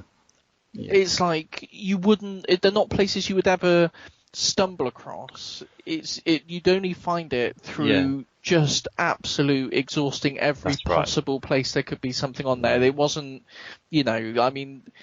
it's okay to hide things and make them difficult to find, but there has to be an element of fairness. You have to be able to work out where they would be rather than just sort of process of elimination, I think. And you didn't really have to go too far into the game before that became a problem either. That's the other thing. I don't mind that being a problem at the very end of the game because you kind of expect it a bit. But I only got, I think, 42 or 43 pages out of 145, I think there are. Yeah. And I was really struggling to find any more after that. I think some people would like that real hunt for it, but I think I totally appreciate what they do, and I love the humor in it is great, even better than Banjo. I think some of the lines in that game were fantastic, really really funny game, but I think they almost took the gameplay too far. They almost ran don't know. They took the ideas and just pushed it a little bit too far in terms of just the size of the levels and how much they've crammed into them. It's almost like they did too much, but they were still hard to find, all these things. Like you say, they really hid them too well. Yeah, it's a shame because I was really looking forward to Yooka-Laylee. Yeah. As a spiritual successor to one of my favourite games, I thought, it's going to be brilliant, you know. The Kickstarter made it look like it was going to be, you know, like a real, like you say, just the sequel to Banjo-Kazooie that never, you know, Banjo-Tooie even, that, you know, never was. I don't think it lived up to that promise. It's not a bad game. No, it isn't a bad game at all. I did enjoy it. But I think there's times where it's more frustrating than fun for me. Yeah, but, a lot of the challenges are quite frustrating. It's not a problem I had when I tried playing Banjo-Kazooie. So I think, you know, what you say about the level design being so important definitely holds true there. Yeah, I think it's just because Yooka-Laylee's only got 5 worlds, I think, as opposed to Banjo's 9. And I liked the first 2, but I didn't really like the last 3. I thought they just didn't have that charm to them. I didn't warm to them. It was like a dirty, horrible swamp, like a casino, and like a weird kind of spacey pirate world. And for some reason, I didn't like him as much as the first couple of worlds. And I think that was a factor as well. Just didn't have as much charm, the levels. Whereas I really like all the levels in Banjo. Did you back the Kickstarter, or did you buy it when it came out? No, I didn't. I don't think I did. I didn't. I think it was going so successfully that I didn't. I didn't really bother. But I pre-ordered it. I got it. And I did it. Yeah, like I say, I did enjoy it. I put a fair few hours into it. I think about 13 hours or something. And I did enjoy it. But yeah, it's a shame. But yeah, I mean, I think Banjo, I'll probably give it another play at some point. I've had to play through it twice, and yeah, I think it's a really good game. Yeah, good choice. Okay, well, we're on choice number 3, aren't we? Yeah. I don't know if there's going to be a lot I'm going to be able to say about my third choice, because it's not a franchise that's particularly deep. But I would say my third choice is going to be Outrun. Good shot. Yeah. Okay. Brilliant. Yeah. I'm a big fan of Outrun 2, definitely. Yeah. It's just a franchise that I keep coming back to, and it's like you were saying, how you can play Sonic and you can pick it up anytime and not even really concentrate on it. It's just kind of muscle memory. Yeah. The Outrun series is like that with me, particularly Outrun 2, or Outrun 2006, which was the sort of a collection of all the different modes from Outrun 2 and Outrun 2 SP, all sort of that's the version into one. That's the version I have, and it's I think it's my favourite PS2 game, definitely. Yeah, it's just so fun. It is brilliant. It really is, and it's kind of like a perfect sequel. It takes I never played Outrun in the arcade at the time, but I did have the Mega Drive version. Okay. And, you know, the Mega Drive version's great. I mean, there's no two ways about it. It's just a really good arcade racer. But Outrun 2, even with all the years separating it, it still feels like a natural evolution of Outrun. They haven't changed too much. You know, they've just took the same formula and just tweaked it a bit and given it a bit of a modern spit and polish. Yeah. And just added just enough new modes to, you know, add a bit of new content to it. But it feels like the same game. And I remember reading, I can't remember whether it was an online article or comment that someone wrote or if it was in a magazine, where they said Outrun 2 and Outrun in general wasn't about feeling realistic or having the best handling in the world. It was about the feeling of racing. Yes. And I think that sums it up perfectly. It's not, you know, you've got your Gran Turismo games and like Ridge Racer as well is the more arcadey side of things. But I don't think any of them capture really how you imagine racing, you know, street racing would actually feel better than Outrun. You really get that sense of speed and just the atmosphere and ambience of the game. It just feels like racing to me. Yeah. Yeah. And yeah, I just think it's a fantastic series. There's a few spin-offs that, they've been developed by different studios. There's like Outrun 2019. Yeah, a couple of weird ones. There's a few. Yeah, there's a few sort of odd ones on the Mega Drive. But the core series, you just can't go wrong with. And I really, really hope that, it hasn't been consigned to the mists of time, and that we will get an Outrun 3 or some kind of new entry to the series, because it's just a really special game. Even just sort of re-releasing Outrun 2, just updating it a bit would be brilliant, because I think it's kind of, it is what it is. That if they did an Outrun 3, how different would it be? Do you know what I mean? Yeah. Because it's kind of perfect as it is, really, isn't it? It is. There isn't much I would change about it. No. It's like, I hesitate to use the word perfect, but I think Sonic 1 and Sonic 2 and probably Sonic 3 as well, those games to me are as close to perfect as you're going to get. Even if I was being really nitpicky and was looking for problems, I struggle to find much that I would change with those games. Yeah, I agree. And that's kind of how I feel about Outrun. Even if I wanted to be really pedantic and pick up on the smallest things, I'd struggle to find much that I could say is actually wrong with the game. It's as close to a perfect game as I think I've played. Yeah, I love a racing game that really kind of gives the single player a lot to do, because that Outrun 2006 in particular, it's got so many different modes and stuff in it, hasn't it? It's got loads of different challenges. And the heart attack mode. Yeah, and there's just so much different stuff to do in it, and so many different options and stuff, and it's a really good game. It just screams fun. I love a good racing game, because they are just nice, simple, pick up and play, just fun. You don't have to. They're not complicated. It feels like a Sega game. It does, yeah. And I struggle to quantify what I mean by that, but I think. If you play a lot of Sega games, you'll kind of know what I mean. When you pick up and play it feels like a classic Sega game. It does. It really does. It's kind of the aesthetic as well. It's the blue skies. It's the sort of quite sort of idealized kind of almost like like American kind of world in a way. It's I don't know. It's definitely part of the aesthetic that it's very Sega, isn't it? And it's the music, it's the music. So upbeat and so, kind of enjoyable.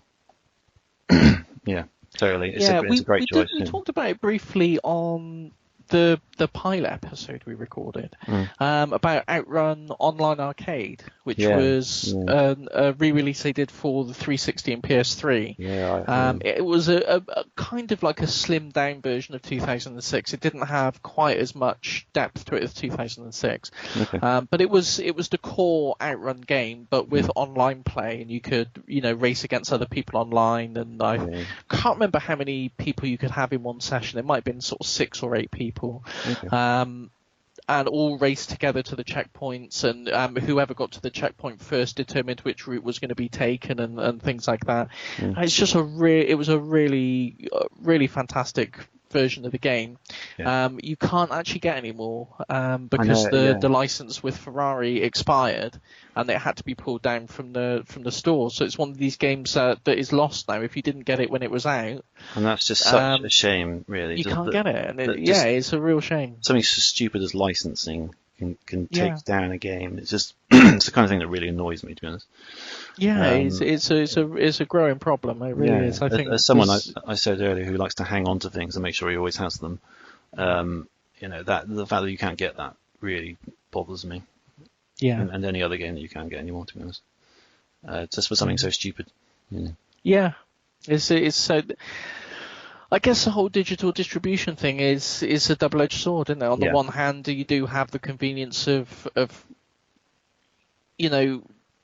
having it available on demand when you want it. But on the other hand, it's it can be taken away just as easy as it was put on there in the first place. And it's a shame. It's a big shame, because I think if there was not going to be an Outrun 3, if they just released Outrun Online Arcade, if they just updated that, whacked it out on the PlayStation 4, Xbox One store, That'd be perfect. I'd be happy with that. If we could just get it back online again and get some online races going, it was just tremendous fun. Just do whatever change you need to make to get the old licensing and stuff out. Yeah, and do whatever you need to do. You know, because the original Outrun, it was obviously a Ferrari vehicle they were driving, but they didn't have any license. So, you know, there wasn't a licensed vehicle. That game managed fine. All they need to do is the same. Call it Ferrari or something like that. You know, it doesn't need to be, you don't need to have the license. The game's what matters. Yeah, I know. It's just ridiculous. But yeah, that is such a good game. I picked it up a couple of years ago for the PS2, and it's one that I often return to whenever I just want to play a game for 20 minutes or so, because it's great to just jump in and just pick up from the last challenge you were on and just try and have a go at it. It's literally it's one of those games. Coming back to what you were saying earlier, I can be playing it, having a conversation with someone, sort of glance away from the screen and glance back and just play it very casually. But it's I've played it so much, it's just muscle memory.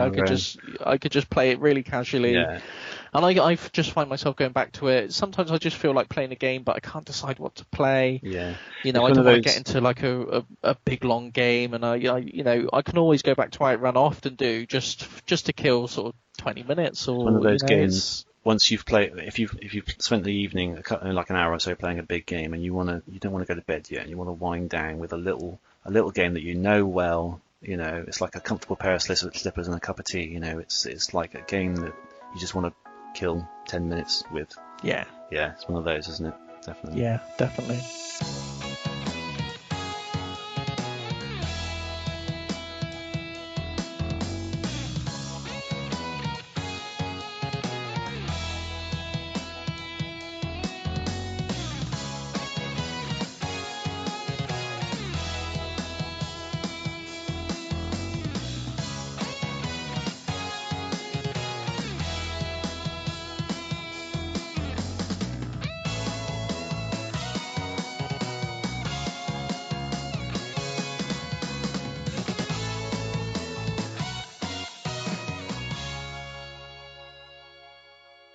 So my first three choices were kind of sort of all-time classics, I think. And I was thinking, what else could I have? And there's a lot of games that from my past and more recently that I would put on sort of level pegging. Yeah. So I'm going to pick two more that I've got into recently. Both are kind of older games, but I've got into them more recently, and I find myself quite enjoying them. So I'm going to go for those, just because I've got more recent memory of them, I think. Okay. So the first one, my fourth pick, is going to be Metroid Prime. Have you played this?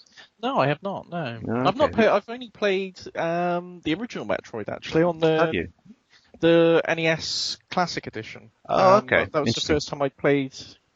Yeah, it's a good series. I've only played Metroid Prime. I played about less than half of Metroid Prime 2 and a bit of Super Metroid.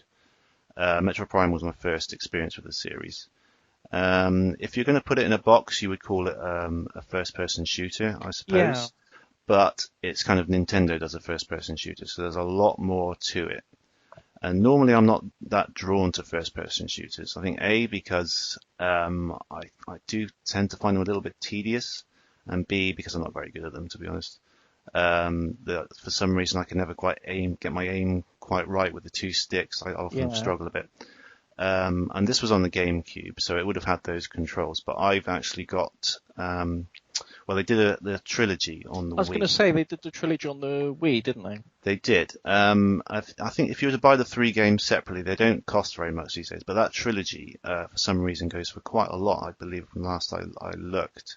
Yeah, it's about 50 or 60 quid at the moment. Yeah, for some reason they must not have made enough of them or something. But I don't have the physical version. I have the digital one that they released on the Wii U.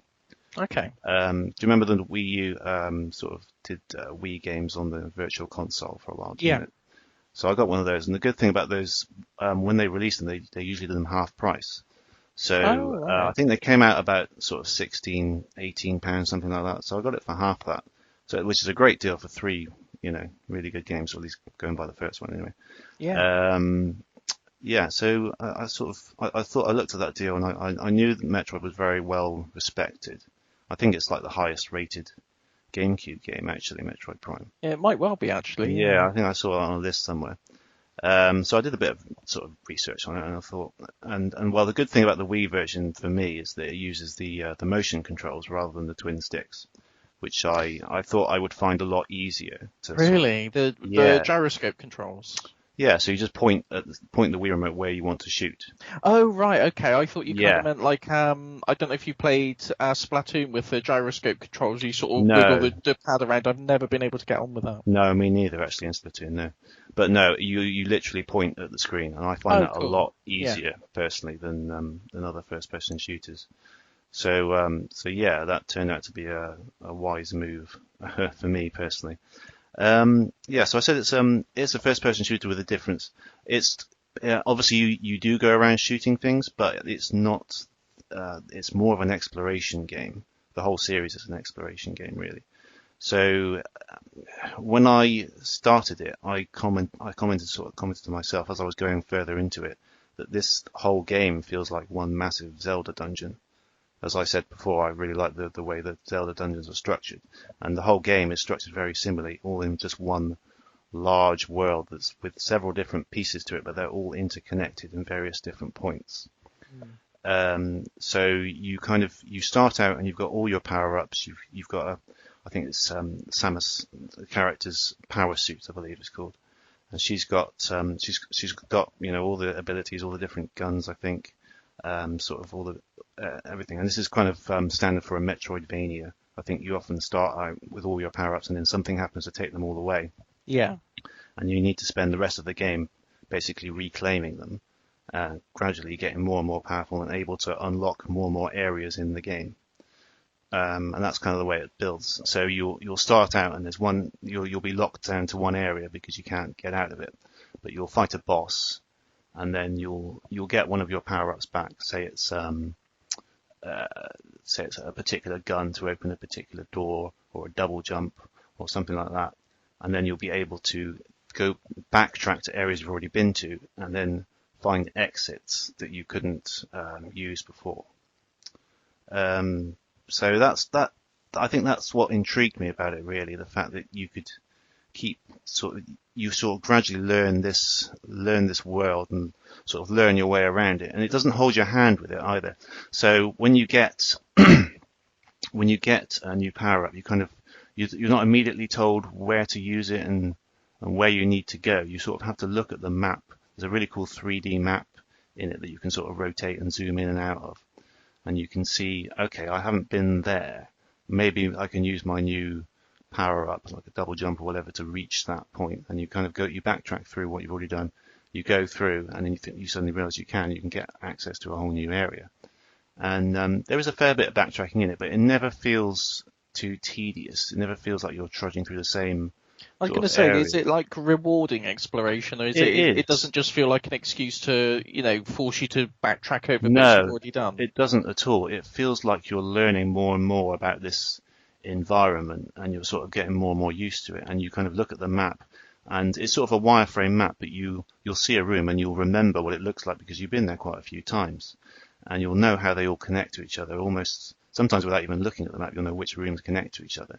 And I mean, maybe some people will find it annoying to keep going back to the same areas, but I personally find it really rewarding that you kind of you sort of keep exploring this world, and you find out which areas are connected to which, and then you'll find whole separate areas of the map, and you'll find a route that then connects to a completely different area that you didn't know could connect to. And so you're linking up these whole different separate pieces, and it gradually builds up into this thing at the end, which is like this massive map with loads of different sections to it. And they don't all look the same either. There's like a lava area, there's a really nice ice area as well. And yeah, it's just a really, really good game. It's just very, very well done. I think they're all pretty much kind of in that sort of structure. I know Super Metroid is very well regarded. I think that's kind of, they had the NES and the Game Boy, but I think the Super Metroid was the first one to fully realize the idea behind it. And I know people cherish that game a lot. I've played it a bit, but I didn't really give it the time and the patience, I think.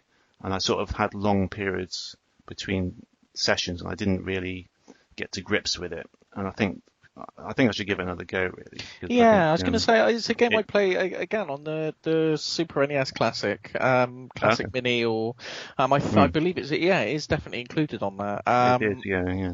And I played a little bit of it, but yeah, like it's the same as you, really. I didn't really give it the time that it needed to really sort of click with me. So it's definitely one that I need to go back to and explore. It's a type of game that you really need to focus on and almost play every night for a while, just so you can keep it in your head, or certainly very regularly anyway.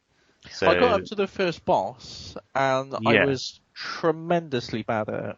So that's the other thing. It is really hard. I think it's harder than Metroid Prime personally. I did 2 or 3 bosses, I think, but there was one I had to use save states quite a lot just to beat him because it's this sort of massive lizard bloke, and you feel like you've hit him like hundreds of times, but there's no like health bar, so it's really hard to see how far along you are with it. Yeah. And I was getting like creamed completely, so I had to use save states just to get through it.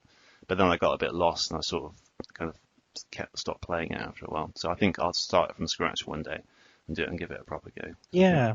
It's a very well-respected series. It is, yeah. And the Metroid Prime trilogy on the Nintendo Wii, that is on my wish list of games to get. It is a sort of a notable gap in my Wii library, really. So it is something I'd like to get hold of. So again, add it to the list of things that we maybe cover on a future episode. So yeah, definitely.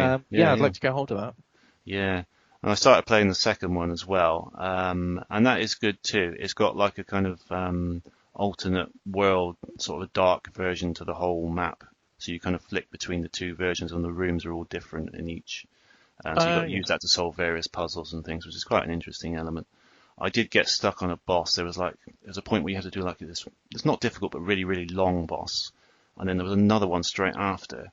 And I got stuck on it because I was looking at the YouTube tutorial of how to beat him, and I was doing the exact thing, but I just wasn't hitting him, and he just wore me down. And then I had to do, if you die, you have to do that really long boss again, and I just got kind of fed up with it. And so I put that down. That was a few months ago, and I haven't returned to it. I may well do again, but and there's Metroid Prime 4 coming as well for the Switch. Well. Yeah, I was about to say they teased it, but they didn't really tease anything other than the fact that just the logo. Just the logo. So it's a bit early to get excited, but yeah, it is. It's not by the same developers though. It's by I can't remember who it's by now, but it's Retro Studios did the first 3, so it's going to be by a different developer. So I guess it's a bit of a question mark. I can't remember who they are now. But yeah, it's an interesting one to look out for anyway. Yeah. So yeah, it's a really, really good series. I recommend anyone check it out, really. Yeah, solid choice. Yeah. Okay. Well, my next choice is going to be Tomb Raider. Oh, okay. Cool. Because it was one of the first games I got on the PlayStation. I got Tomb Raider 2 for the Christmas that I got my PlayStation. And I got Tomb Raider at the same time. I got the original Tomb Raider at the same time with some, I think some money my sister gave me for Christmas. So I ended up getting the 2 Tomb Raider games, and it was one of the first proper 3D games that I'd played, really. Yeah. I mean, I'd played other 3D games, sort of rudimentary 3D games as they appeared on sort of the Super Nintendo and the Mega Drive. You had that, like the versions of Doom and things like that. So it's not like my first exposure to 3D, but I think it was one of the first real game changers for me. When I played it, it was like really a new idea of what games could be. This sort of go anywhere, do anything, exploration type game. Sort of alongside Mario 64 was one of the first ones to sort of explore 3D space in like a exactly perspective, wasn't it? Yeah, and you had looking back on it now, it does seem the engine seems quite limited now by today's standards, but I mean at the time it just seemed so expansive. You had these deep underwater caverns. You had so you could swim around in full 360 degree motion underwater, and climb up these massive sort of monuments, and you could look down over the rest of the map, and you could see the draw distance was really quite spectacular for the PlayStation at the time. Yeah. I mean, it's just like a really graphically amazing game, but just the idea of having these huge maps to explore, and you could go, look wherever you want. There wasn't a set path that you had to follow. I thought was really, it's a really revolutionary, and it's a bit like Sonic. There's been some stinkers along the way. Not all the Tomb Raider games are worth playing, to be perfectly honest. The PlayStation 2 release, Angel of Darkness, is best avoided. It's just not very good at all. But and some of the later releases on the towards the end of the original PlayStation's life, they started to get a little bit samey.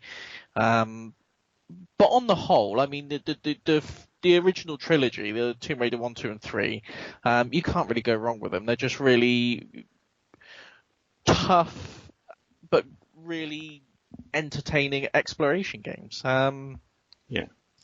The voice acting's a bit ropey on them. I mean, video games have a reputation for, not having always the necessarily the best voice acting. Well, especially at that time period. I mean, that was kind of, that we start to get, games on CDs, so they had more space to do voice acting, but they didn't get the voice actors, really. Yeah. So, that was part of the course, really, wasn't it, at that time? Yeah, but the thing is, I mean, there's some cases, I mean, if you've never played it, and, if anyone listening to this hasn't actually played it, it might be something to look up on YouTube, some of the cutscenes, and see what you think of it, because there's bits where the voice acting isn't necessarily bad. It's just, it doesn't make sense what they're saying. Like, the end of the first level of Tomb Raider 2, Lara approaches these great big sort of locked doors that enter this, she needs to get in to explore some treasure or something or another. Yeah. And this gangster ambushes her and stops her, and he shoots this machine gun at her, and she dodges out the way. And she says to him, let me remember exactly what she says now. Oh. She says something to him like, why were you shooting at me, or something like that. And he responds, "There's a Tommy gun on my keyring." I don't know what that means. I don't know what it means. It doesn't make any sense. It almost sounds like there's some sort of secret code you're supposed to work out. Yeah, and the game is full of stuff like that. There's these cutscenes. Really? And you're like, well, what did they say? That doesn't make sense. You would almost say it's a mistranslation, but it was a British. It's a British game, yeah, exactly. Yeah, it is almost like like it's been directly translated from Japanese or something, and you do get games where it's been translated from Japanese to English by someone who appears to speak neither. Yes. And there are games like that. But when it's a British game from British developers, I just don't understand it. I'd recommend playing it, but if you don't fancy playing it, just look up some of the cutscenes. And some of them are I just don't know what they're saying, and it just doesn't make any sense at all. But I tell you, it doesn't put me off the game. It sort of adds to the charm of it, if anything. Yeah. But I think now we can sort of look back on those things as being quite charming. Yeah. At this point, can't we? Yeah, definitely. I mean, you look back, even like the notoriously bad acted games, say Resident Evil, for example, is really notorious for the atrocious voice acting. It is part of the charm of the game. Yeah, it wouldn't. If it was all impeccably acted, I think it would actually lose some of its appeal, to be honest. Yeah, I think so. I mean, it almost goes. I mean, especially if you look at it now, it almost goes along with the sort of the very early 3D visuals. It fits with them. Do you know what I mean? It's in that sort of primitive way. It's got sort of primitive voice acting and primitive graphics. Yeah, it's a little bit janky, but it gets the job done. Yeah, absolutely. Yeah. So I'm going to stick with for Tomb Raider for my fourth choice. Okay. Have you played any of the recent reboots? I played the first reboot for a bit. I I kind of liked it. I'm not generally I don't play many AAA games, and at that point I hadn't played any for a while, so it was quite sort of impressive graphically and kind of I don't know what you could do in it, I suppose. So that kind of brought me in a bit. I put a good 2 or 3 hours into it maybe, but I think I ended up finding it a little bit tedious. Yeah. But I think maybe I think it was just mainly the shooting, really, wasn't it? Primarily. Yeah. I think there were like little tombs that you could explore, but they were almost sort of optional. Is that right? Yeah, very much so. Yeah, and that's a shame, really. Yeah, it is. I think that's a pattern that the original games fell into as well. I mean, the first game, there was shooting in the first game, but it was primarily, exploration and exploring these abandoned tombs and these ancient cities and things like that.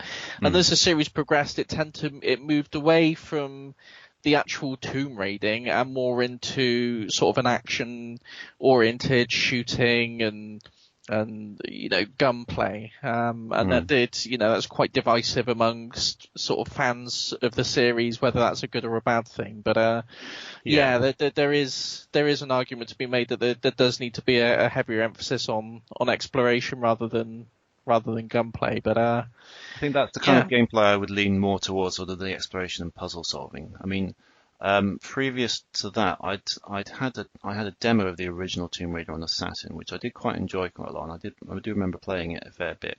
I used to get like killed by like bears and stuff all the time. Yeah. I don't think I could quite get the hang of the controls at the time, but I did quite enjoy it. I do remember going back to it quite a few times. Yeah. The only other one I played is one on the 360. I think it's quite an early 360 game. I can't remember what it was called. Yeah. There was a few good ones on the 360. It was alright. I played it for a fair while actually. I think I just I don't know, started playing something else. I think at that time I didn't really stick with games quite a lot. I sort of played them for a bit, and then not that they were particularly bad, because I think I did quite enjoy it, but I just sort of started playing something else, I think.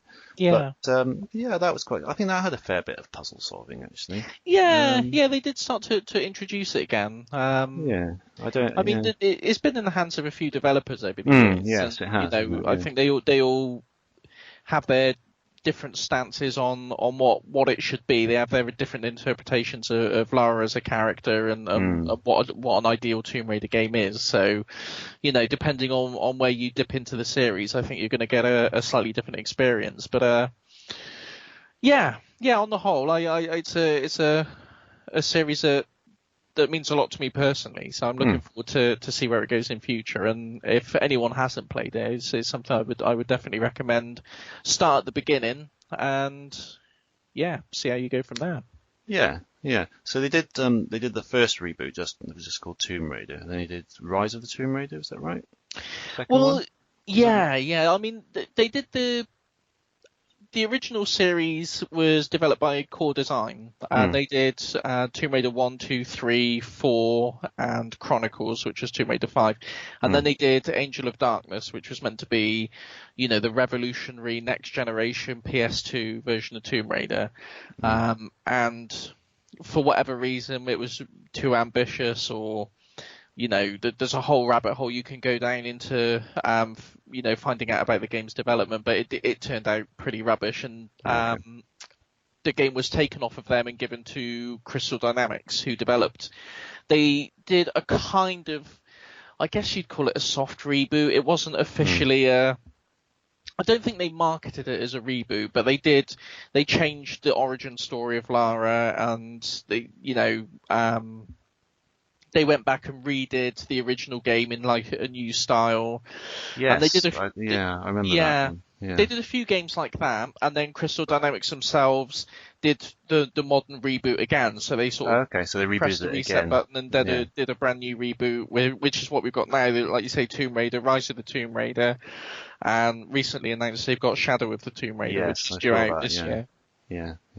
So I think that's the third one is the last one in this trilogy, and that should bring it up to, I think that's it will sort of finish off Lara's character arc as she is now and bring her up to the Lara Croft that we know from the original games, kind of thing. And then, who knows where they'll take it from there. But it's been messed about with quite a lot over the years. Yeah, sort of like Daniel Craig with the Bond series, isn't it? Yeah, kind of like an origin almost before, and then sort of going into sort of stuff we know more. Yeah. Yeah, precisely. Okay, cool. Yeah. All right. So my final pick is going to be one that I didn't think I'd go all the way through, but I did, and that's Final Fantasy VII. Yes. And we've talked about this before.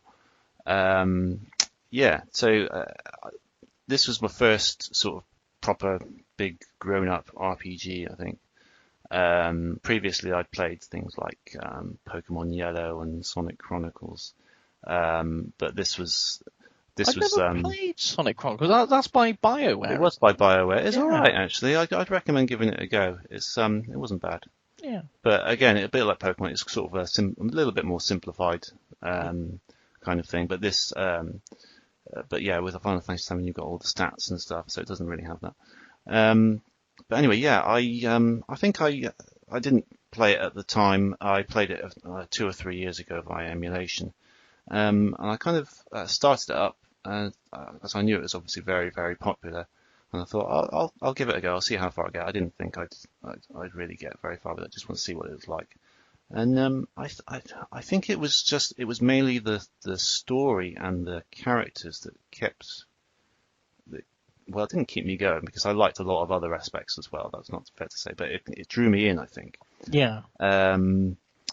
There's something about the dialogue in the game that seemed very real to me. Do you know what I mean? I do, yeah. Compared to games of the time, and even a lot of games now, a lot of game dialogue is quite sort of obvious and kind of a bit cheesy, and kind of it's hard to describe really. But this seemed like real people were talking. This seemed like the characters had real connections to each other.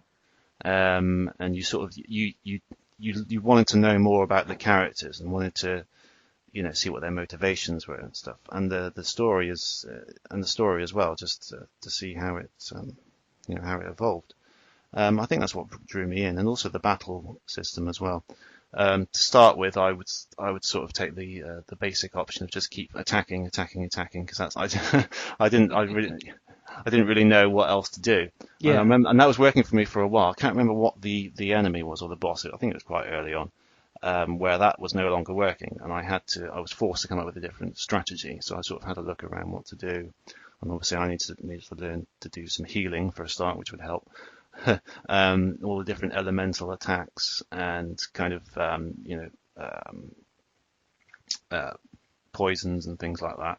And in fact, I managed to work out the strategy to beat this thing, and I think that was when it sort of clicked for me that this is how you play, and suddenly. Yeah. This is okay. This is the materia that I need to assign to different characters, and this character is going to be, my healer. This character is going to be, more of an all-rounder, and that kind of. This one's going to be sort of specialised in poisons and stuff like that. Yeah, and I think the materia system's really intuitive as well in this. Yeah, it's so flexible. I mean, I can't compare it to any others because I've never played any other Final Fantasy or any other big RPG. But yeah, I found it really good. It was very easy to understand. You can assign anything to any character, really. I think, but some of them are more.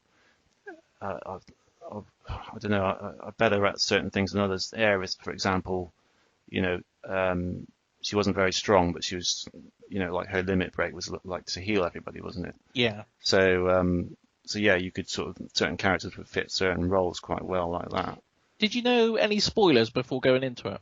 I knew that. I don't know if I should say this now in case it's not really going to spoil anyone. I think it's safe. Okay, well, how old's the game now? Exactly. If you're in the middle of playing Final Fantasy VII, you haven't got very far into it, just skip ahead for this bit, because Aeris dies, and I think everyone knows that though, don't they? Really? Yeah, I think they do. I think if you know that as well, it kind of spoils a little bit.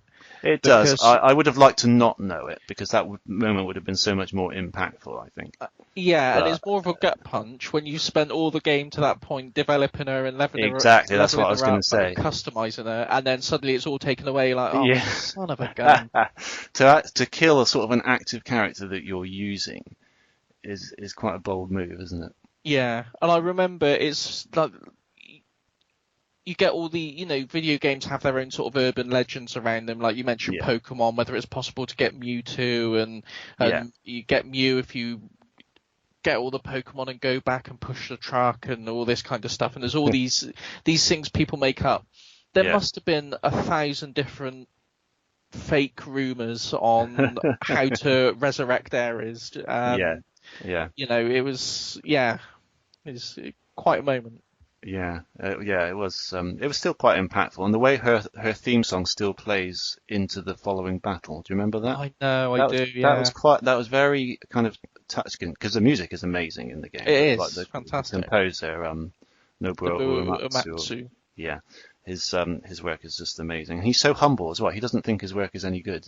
Have you read interviews? It's amazing, isn't it? But he's he's really a genius. He is a genius, but he's so kind of humble. He just thinks he kind of his stuff all sounds the same, and it's just it's hilarious, isn't it? Really, it is. But, and I remember in one of the interviews he was saying. I can't remember which game it was. They were interviewing him about his sort of philosophy for composing for the game. And he said he decided, it might have been Final Fantasy VIII, I'm not sure, or 9. I think it might be 9 actually. I'll double check at some point. But basically he said he wanted to move away from having individual themes for the characters. Because he didn't think it worked in the previous games. And it's like, what are you talking about? That's kind of what Final Fantasy music is based on, really, isn't it? He's worked tremendously well for decades, but he's just like, I don't think that's working anymore. I know. But amazing. Yeah, it's crazy. But yeah, it was just an incredible game, really. I think just right up to the end with the final battle with Sephiroth, I think I ended up with down to one character with 1 health, and I had 1 more move left, and if that wasn't going to finish him off, I was toast, and luckily it did. And it's just those sort of moments that because previously I didn't really get turn-based battles. I thought that can't be that exciting, but they really, really are. It's especially, I mean, Final Fantasy ones, you've got to be quick. You can't just sort of sit there and ponder because there's a time-based system. Anyway, I'm going to say that the Final Fantasy VII uses the active time battle, so you still got, it's turn-based, but you got to keep on your toes with it. Exactly, yeah, and I quite like that aspect as well because it keeps it more. You stay more in the moment, I think, rather than just sort of, I can just leave this going and make a tea and come back and it'll still be fine. It's definitely not like that. But yeah, it's just the story. I was just glued to it. There's not many other gaming stories and characters that I've sort of been, so involved with. I think failed a job interview because of Final Fantasy VII. That's the story you need to tell. Go on. I applied for a job. There's a sort of a branch of a chain of game stores called Pink Planet. Oh yeah, are they still going? Yeah, they're still going. Are they? Oh, right. And I applied for, I think at the time they were called Games Exchange, actually. They might have still been called Games Exchange, and then they were Pink Planet Games Exchange, and I don't know, it's just one of these corporate rebranding things. But I applied for a job there, and I went for the interview, and it was all going well. And then he said to me, because obviously it's going to be a game-related shop, he said, what's your favourite video game? And I said, without hesitation, I said, Final Fantasy VII. And he said, okay, well, imagine I'm a customer and just give me a quick summary of the story.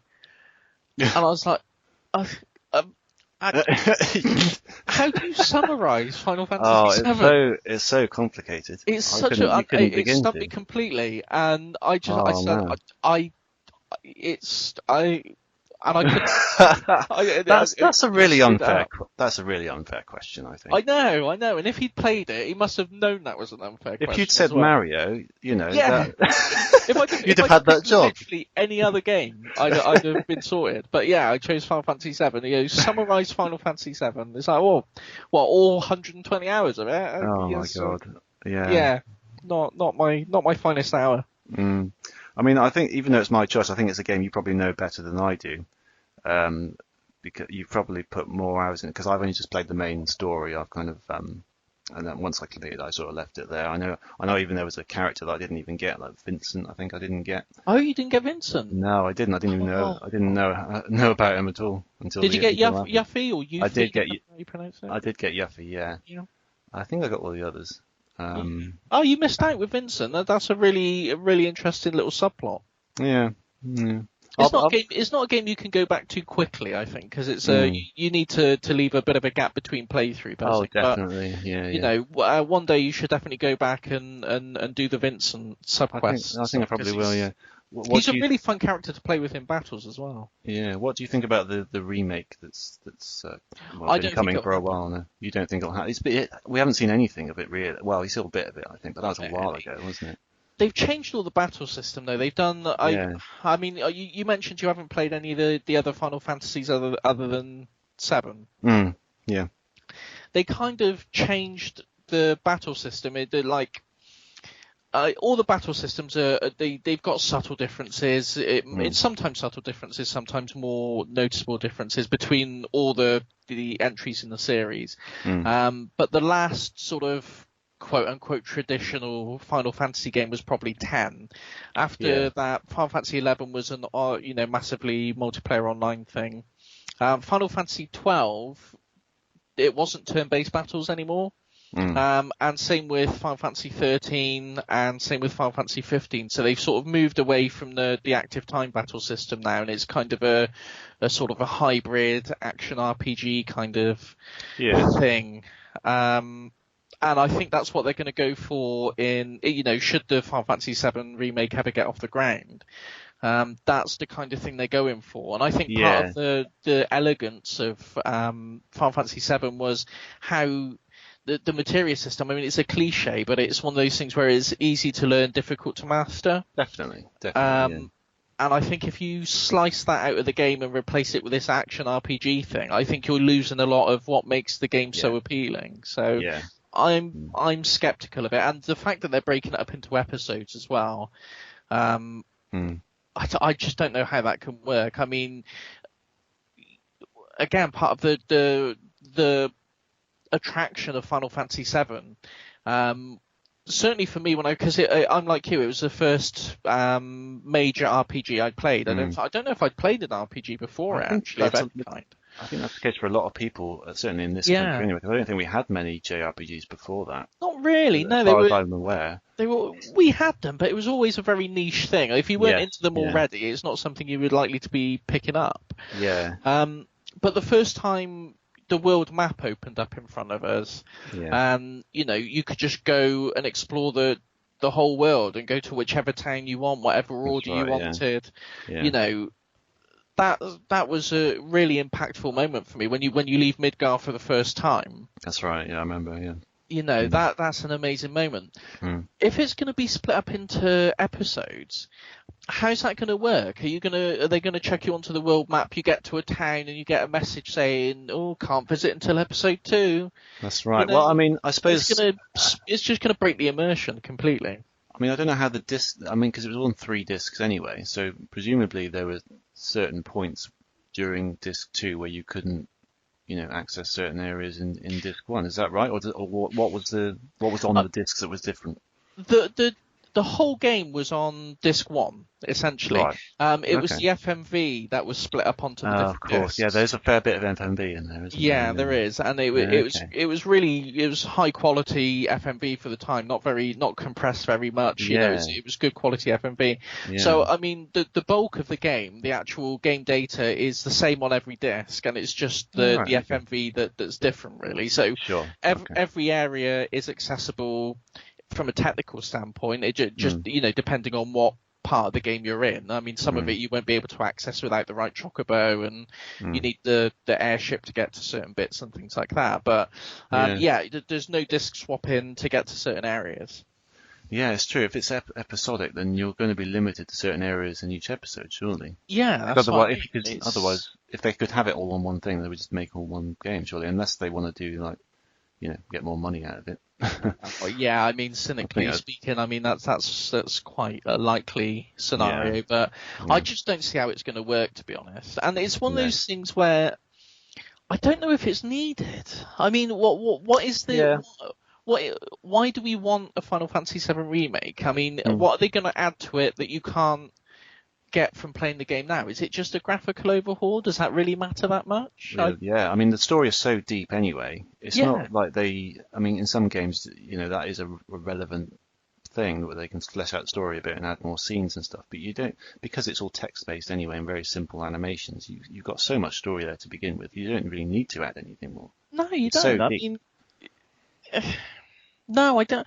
And I mean, it's a well-known fact, it's well documented that Final Fantasy VII was an intensely personal game for Hironobu Sakaguchi, who is sort of the father of Final Fantasy, and a lot of it was inspired by the death of his mother during development. Oh, really? And that influenced a lot of the themes of like the life stream and the spirit of the earth and all these kind of themes that popped up in the game were directly they spawned from him trying to make sense of and get over the death of his mother. And that's like a really intensely personal story. It is, yeah. And I don't know, it just doesn't really sit right that you're just going to chop up this, really personal project and give it a graphical overhaul because people like good graphics. I don't know. I don't know. Silly. Yeah. I mean, it exists as it is as a work of art. What it is, as it is. I don't think it needs a remake. I mean, I'm not saying it might be good. It might be good, but I've got reservations about it. It's the most diplomatic way I could put it. Yeah. I think I'd echo those concerns. Yeah, definitely. Okay. So one question I would say is, you said it's the only Final Fantasy you played. Has it not inspired you to dip into any others in the series, or is it absolutely. just like a time-based thing, or? It has. It is a time-based thing. I've just got so many different games I want to play. And they are a big sort of ask hours-wise, so I will definitely get back to. I don't know what to go for. I have already bought Final Fantasy 15 because it was quite cheap on Amazon one day, so I decided to pick it up. So I don't know when I'll get around to that. But other than that, I was thinking about maybe 8 or 9 because they're sort of the similar sort of era. Yeah, I would say. Yeah, if Final Fantasy VII was your first introduction, I'd say 8 or 9 would be a good place to go. 8's battle system is nowhere near as elegant as the Materia system. Okay. They got a different system, the GFs, I think if my memory serves, it's Guardian Force, I think they are, and junctioning, and it's not very well explained. I'd recommend watching a few YouTube videos before you dig in on it, but Final Fantasy 9 is fantastic, probably the high point of that era of games for the Final Fantasy series. I enjoyed 15 as well, but it's very different to to previous games. Yes, that's the impression I got. Yeah, I might lean towards 9 then, to be honest. Yeah, you can't go wrong with. It's another one to add to the list, but again, it's quite high on the list. So within the next year or two, possibly. That's all I can say. Okay, shall we finish this up then? Yeah. So my final pick for games that mean a lot to me, I'm going to go for. Again, like I've done on a few of them so far, sort of speaking in a franchise way rather than an individual particular game. I'm going to go with Wipeout. Okay. Yes, I saw you tweet recently about the VR one. Oh, it's amazing. Yeah. It's incredible. Yeah, it really is. If you haven't played Wipeout, it's kind of a futuristic racing simulation. I wouldn't say simulation, it's like an arcade racer. Yeah. Sort of anti-gravity ships, and they're all equipped with a variety of weapons that you pick up as you go around the track, and that's basically it. You race, you use the weapons, you try and get first place. But it's all done it's got a really coherent sort of visual style. It was done, all the sort of artwork and ship designs and thing was done by an artist collective called the Designers Republic. Right. And they sort of worked to make everything look like proper brand names that might exist in the future, proper corporations, logos and corporate identities, and everything has this really believable sort of aesthetic to it. Well, that's quite cool.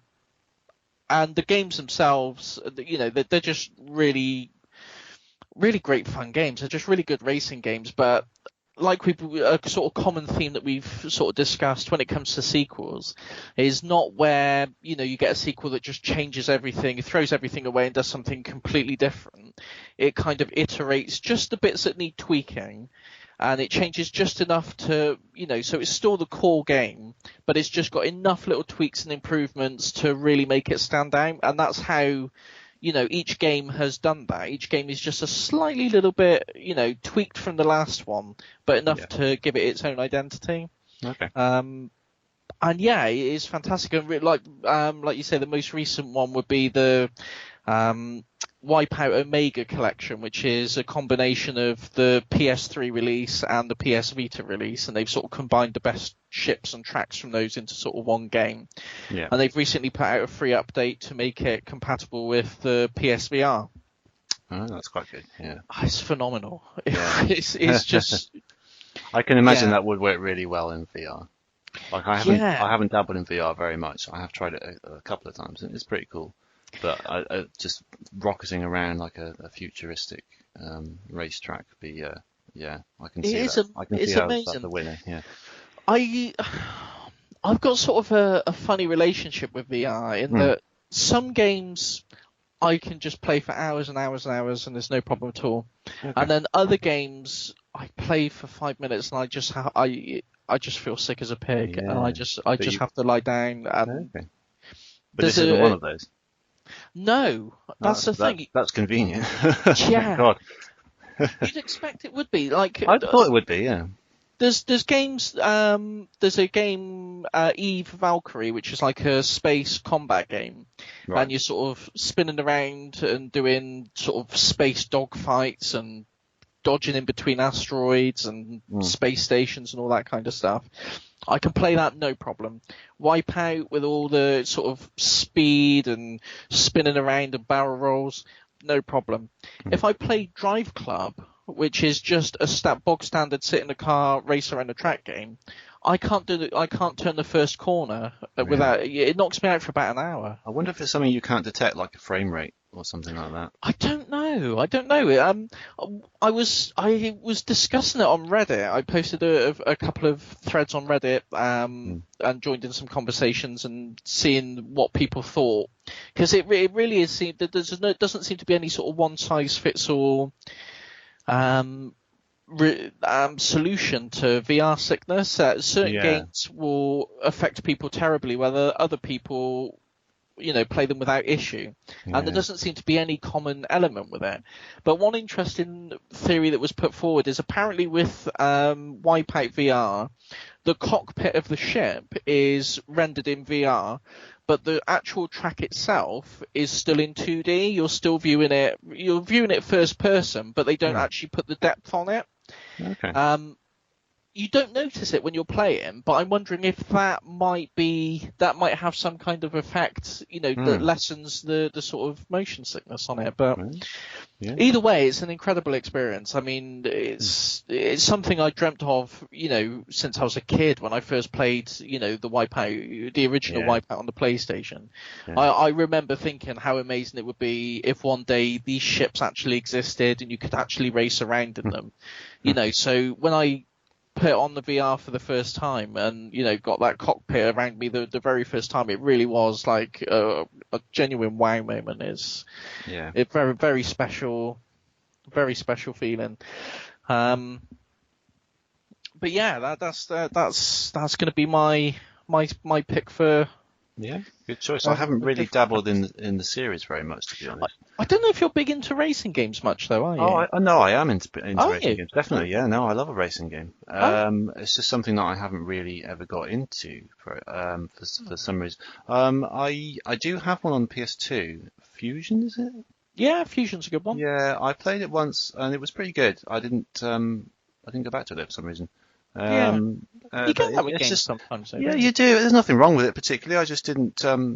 I mean, I just like there was like it wasn't last year, the year before. I realized I picked up like 50 different games in that year, and most of them were just really cheap PS2 or 360 or Wii or games like that. Yeah. And well, that was one of them. So yeah, I mean, that's one of the ones I actually got played. Very very few of them did. But yeah, I will get around to them. I keep telling my wife I will. But yeah, no, I'm not opposed to it. Certainly, I've played a lot more of F-Zero though, which is a similar sort of yeah, F-Zero is quite similar. Yeah. Yeah. So yeah, if I like that, I probably like Wipeout as well. Yeah, definitely. Okay, well that's a pretty good list, I think. Okay. Well, why don't we take a quick break and we'll come back and talk about what games we've been playing, and we'll pick what we're going to be playing for the next show. Yeah, let's do it. Okay, back in a bit. Marry me with my money. Okay, we're back, and we're going to be, the last sort of order of business is going to be discussing what we've been playing recently, and then we'll select a game to play for the next show. Yep, absolutely. And then we'll close the show for the very first show. Interestingly, the world's first gaming podcast as well. I don't know if you realise it is. Yeah, I'm amazed there aren't any others. I know. It's astounding. No one's thought of the idea. No one has thought of this yet. We're at the vanguard of. Well, that must mean we must get all the listeners, surely. Yeah. We've got to. I'd be surprised if we don't. Yeah. So, what have you been playing? I've on the Switch, I recently finished Golf Story. Top down. Oh, yeah, I've heard a lot about that, but I haven't played it. It's really good, yeah. And you don't have to like golf, which I don't. Yeah. But you do learn how to play golf, though, which is interesting. But it's got really nice sort of RPG elements to it as well. Really nice humour. Yeah, it's just a really nice thing. So what actually is it? What's it about? If I were to ask you to give a summary, is it going to be like another Final Fantasy VII situation, or? No, it's not. It's much simpler. You play as an aspiring golfer who sort of aims to reach the top of the golfing tree, if that's the correct term. Probably isn't. And yeah, he gets a coach who initially like hates him and doesn't want to talk to him, and then he sort of finds out a bit more about him, and there's other characters as well. And there's a girlfriend who dumps him, and then it's quite entertaining actually. The script's really good. You're sort of wandering around top down, and then rather than going into battle, you'll go into a game of golf with someone, or you'll like do a little golfing challenge, which usually involves just hitting the golf ball into a sort of a rotating yellow circle. But it's it's a good game. I'd recommend it definitely. Yeah. Okay. But I've moved on from that into Owlboy, which is yeah. I've bought it on PC. I've got it on Steam, but I haven't actually played it yet. But I've been holding off because I pre-ordered the Switch release, which is out. The packaged version. Yeah, the physical release. Yeah, I didn't know that was coming. I think it's the end of this month. Yeah, I didn't know that was coming out, so I'd already got the digital version. Had I known that, I probably would have held off the packaged version. I don't actually own a packaged Switch game yet, annoyingly, because I got the Mario Odyssey bundle. My wife bought it for me very kindly. And I can't complain the fact that she got the download version rather than the... No, take it back. I want the boxed one. Take this back. You do get those nice red Joy-Cons though, which is quite nice. So yeah, there's I haven't actually got a packaged version yet. I've just got those 3 games really so far, but I've enjoyed all of them. And yeah, Owlboy's a really good little. It's beautiful, absolutely beautiful sprite art. Some of the best I've ever seen. It really is. And you play as a little owl boy who who can fly around freely, but he doesn't actually have any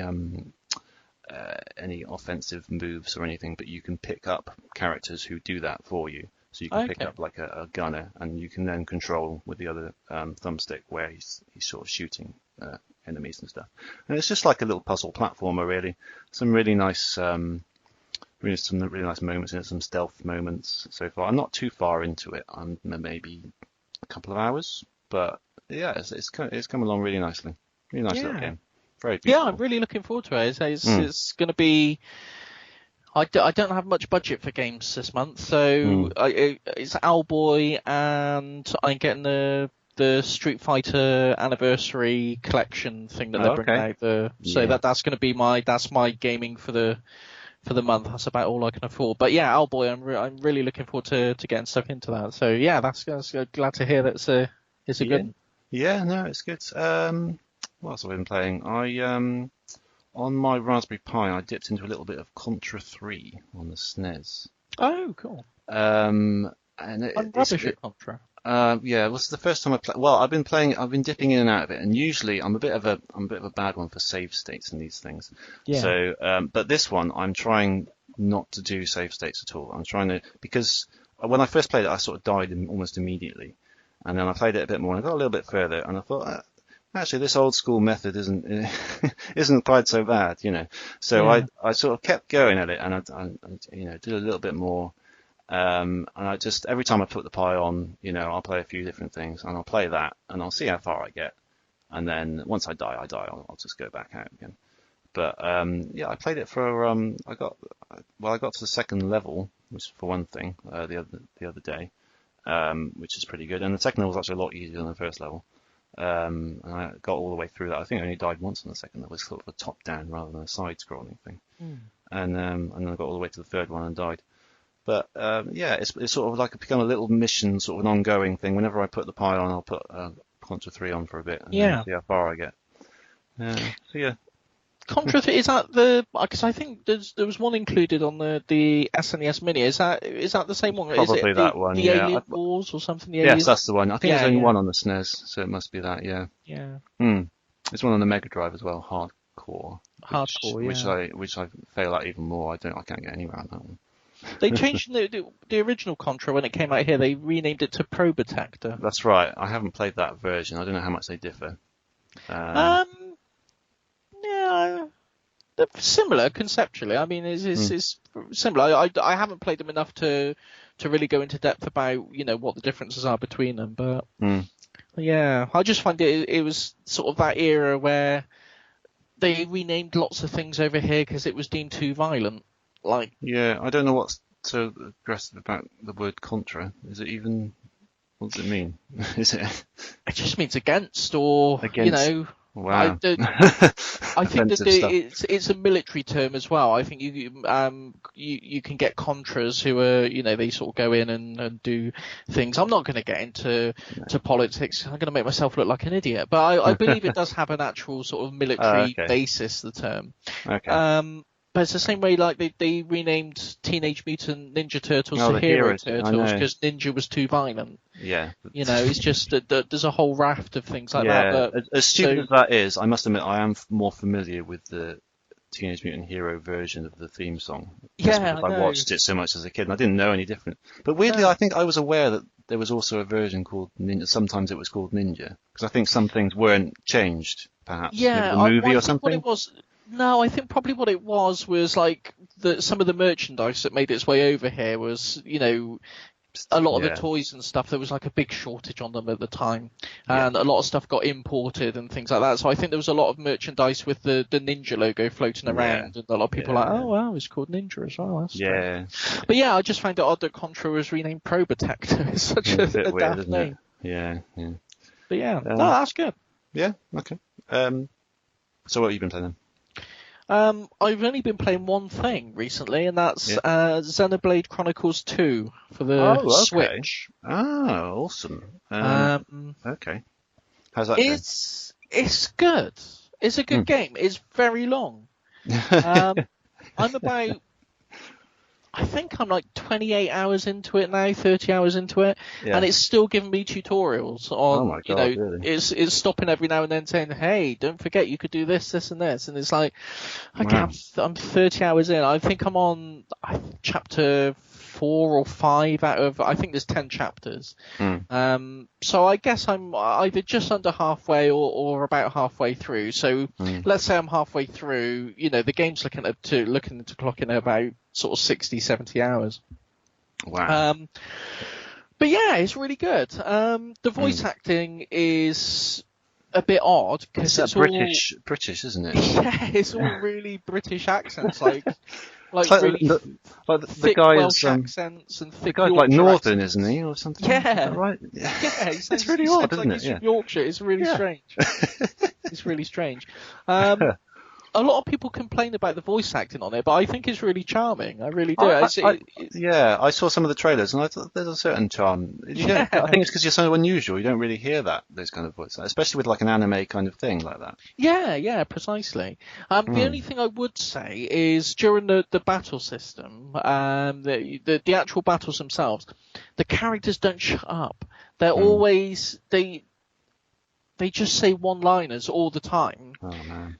But they'll all say it at once, so they're all constantly talking over each other. But they've only got like 3 lines of dialogue that they'll say in battle, so they just say this. They'll say the same thing over and over and over and over again. Wonder when games do that. Do the creators? I know it sounds probably added towards the end of the game, and they're probably in a bit of a rush at that point. But do they not do that and think, hang on, this is a little bit annoying? Let's tone down some of the voices, or at least add a lot of different ones. Yeah, because that happens an awful lot in games in general. I would say. Yeah, it does. There's like a particular battle during the beginning part of the game. You fight these sort of Scottish guards. There's this nation called Morardane and they all speak in sort of Scottish accents. Right. And there's these Scottish sort of soldiers that you fight, and one of them just says "behave" in a Scottish accent. I can't do a Scottish accent, but he just says "behave," and you fight, and he's just behave, behave, behave, behave, and it's just like, oh, jeez. And they must know it annoys people because there's a specific option in the menu to turn down in-game voices. You can keep the voices on for the cutscenes and everything else, but just turn it off for the battles. So they must know that it was. Maybe they added that as a last-minute thing. They couldn't like. Reduce it or add more voices. So let's just add the volume control and it'll be fine. Yeah. At least they've done that though. At least you can. Oh yeah. I don't know if I could face 70 hours of that, to be honest with you. But yeah, it's a really good game, and like the concept of it's really interesting. There's like all the nations of the world are built on the back of these giant creatures called Titans, and they all float around and. And the whole society is based around, these countries built on the Titans. And I don't want to say too much because it's one of the, it's an RPG, so you really want to discover it for yourself to get the most out of it. But it's the first Xenoblade game that I've played because I know it's quite highly regarded on the Wii. Yeah, I was quite tempted by the Wii U one, Xenoblade Chronicles X, is it? X, yeah. Yeah, I never got round to it. I know that's a big mammoth one as well, isn't it? But I was quite taken by that at one point. Yeah, but I did a bit of sort of looking into it, and apparently it's similar to Final Fantasy in the majority there's exceptions for Final Fantasy, but the games don't have any link to each other story-wise. That's interesting. There's similar themes and there's different races and characters, sort of character types that will pop up in each game. But there's no direct link between them. They're all set in different universes with different characters, so you don't actually have to play the first 2 to jump in on the second one. So that's quite good. Yeah, that's what I've done. But I'm enjoying it so far. I think I'll probably play it to completion unless I've hit a couple of difficulty spikes already with it. Which, always tends to happen with RPGs with me, I'm afraid. I go back to Final Fantasy VII. There's a boss called Demon Gate. Yeah. Kicked my ass back in the day. Oh gosh, whenever I think of Final Fantasy VII, I think of Demon Gate sooner or later. Just unbelievable. And I think a couple of bosses like that have popped up in Xenoblade. So yeah, I don't think I struggle with, not to sound smug or anything, because I'm not amazing at that, but I think for whatever reason, I don't think I struggled too much. I remember what it is. Yeah, I think I just didn't have the right tactic for it. He does this move where it'll jump up and down and these rocks fall and crack you guys on the head.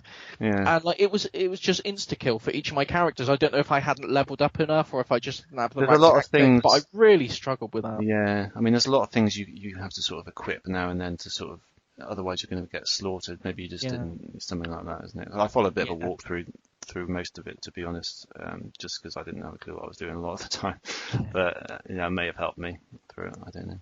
Yeah, but I think it's a common thing with RPGs. I think every now and then you'll encounter a boss that just drives home the point that maybe you haven't quite got to grips with the battle system as well as you thought, and it forces you to go back and reassess things. Oh, I was constantly getting that, definitely. Yeah, I think that's kind of the situation I've faced with a couple of the bosses now, but I think I've got to grips with it now, so we'll see how we go. But I'm enjoying my time with it so far, so I guess a thumbs up from me. Brilliant. Cool. Okay, shall we go to the final segment of the podcast? Let's do it. So, what game are we playing? Well, shall we start with a Mega Drive game? I thought it might be a good place to start. Do you agree? Do you disagree? Absolutely. Okay. Do you have any thoughts, suggestions? Anything that you haven't played that you'd like to play? I'm going to let you pick this one because I've got a game in mind that I'd like us to play, but it's a Super Nintendo game. So if you pick this one, that's fair. I'll pick the next one. Yeah, because I was wondering how we could either do take it in turns and do our picks like that, or we could sort of, provide a few different options and then work them out. But if you want to do it that way, that's fine. Absolutely. Well, we'll see how it develops as we go. But I think for this time, if you get the first pick, I'll do the second pick, and we'll see how it pans out. Yeah, I had a few ideas. I hadn't really settled on one. Shinobi 3 was one of them. Okay. Streets of Rage 3, which I've played a bit recently, but I didn't take it to completion. What was the other ones? Mine's gone blank now. Dynamite Headdy was one of them. Oh, cool. Okay. Yeah, that was a game that my friend had that I've always kind of wanted to go back on. I've never gone back on it since. I'm sure there was another one, which is really annoying because it might be a really awesome one that's like the best of all the options.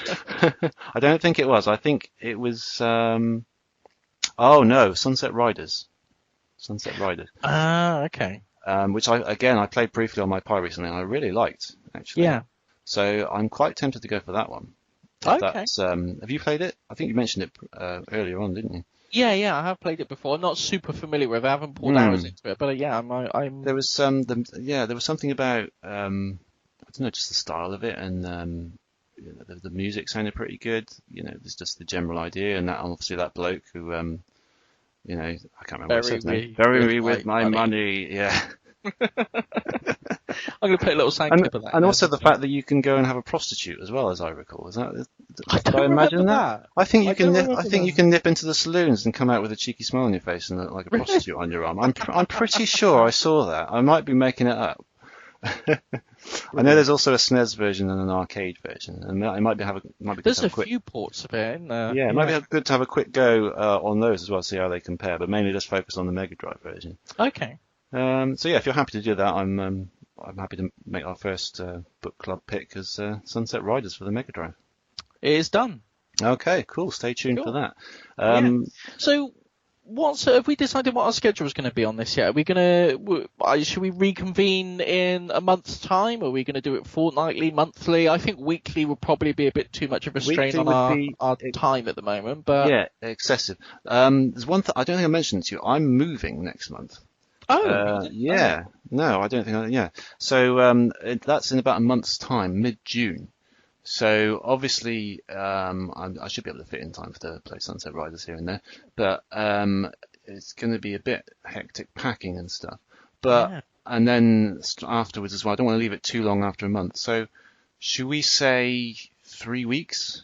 Yeah. Okay. Does that work for you? I can probably do that because hopefully, if I get a fair bit of packing done, I don't think I'll be spending like every evening packing. I just started today actually. But yeah, let's do that then in 3 weeks' time, and then we'll take. That should give us enough time to play that game, and hopefully we'll have. I mean, we can do that. We can discuss what we're playing by that point, and then I don't know. Maybe since it's a Mega Drive pick, maybe talk about the Mega Drive in general. Perhaps nothing too heavy, but just a brief discussion about it, just to. I mean, it's been quite a long episode this time, but I think that's primarily because we've been sort of introducing things and there's been a lot to cover, I think. A bit of a background, a bit of an origin story of our gaming lives. So I don't know if we'll be sort of clocking in at sort of 2 hours for the next one, but yeah, I don't think we will. I think I think that'll work. Yeah, we'll find our way as we go. Okay, cool. That's the thing, isn't it? You know, when you're the first podcast of your kind, you don't really have a template to go on. Well, exactly. We're making up the rules as we. We're defining an industry here. So I quite like this little gimmick you've come up with there. I think we should continue. Just pretend we're the first podcast ever. I quite like that. Yeah, we could even advertise ourselves as the first video game podcast because we're not offering anything to sell. So technically, we can make up what we like. Yeah, absolutely. Yeah, absolutely. Yeah, why not? Yeah. Speaking of which, if you want to follow us on Twitter, you set up a Twitter page for us. Have you not? I did. It's at PodEmUp, capital P, capital E, capital U, all one word. Well, there's an email address if you want to chat to us directly. It's PodEmUp, all lowercase, at gmail.com. Fantastic. And I think that's all we've got so far, really. I think that's all the housekeeping taken care of. Yeah. Excellent. So should we finish it up for today then? Let's do that, We appreciate any feedback anyone's got on the show. And, we've got the places to contact us. And we'll see you all again in 3 weeks. And we'll talk about Sunset Riders. All right. See you then. Goodbye for now. Bye-bye.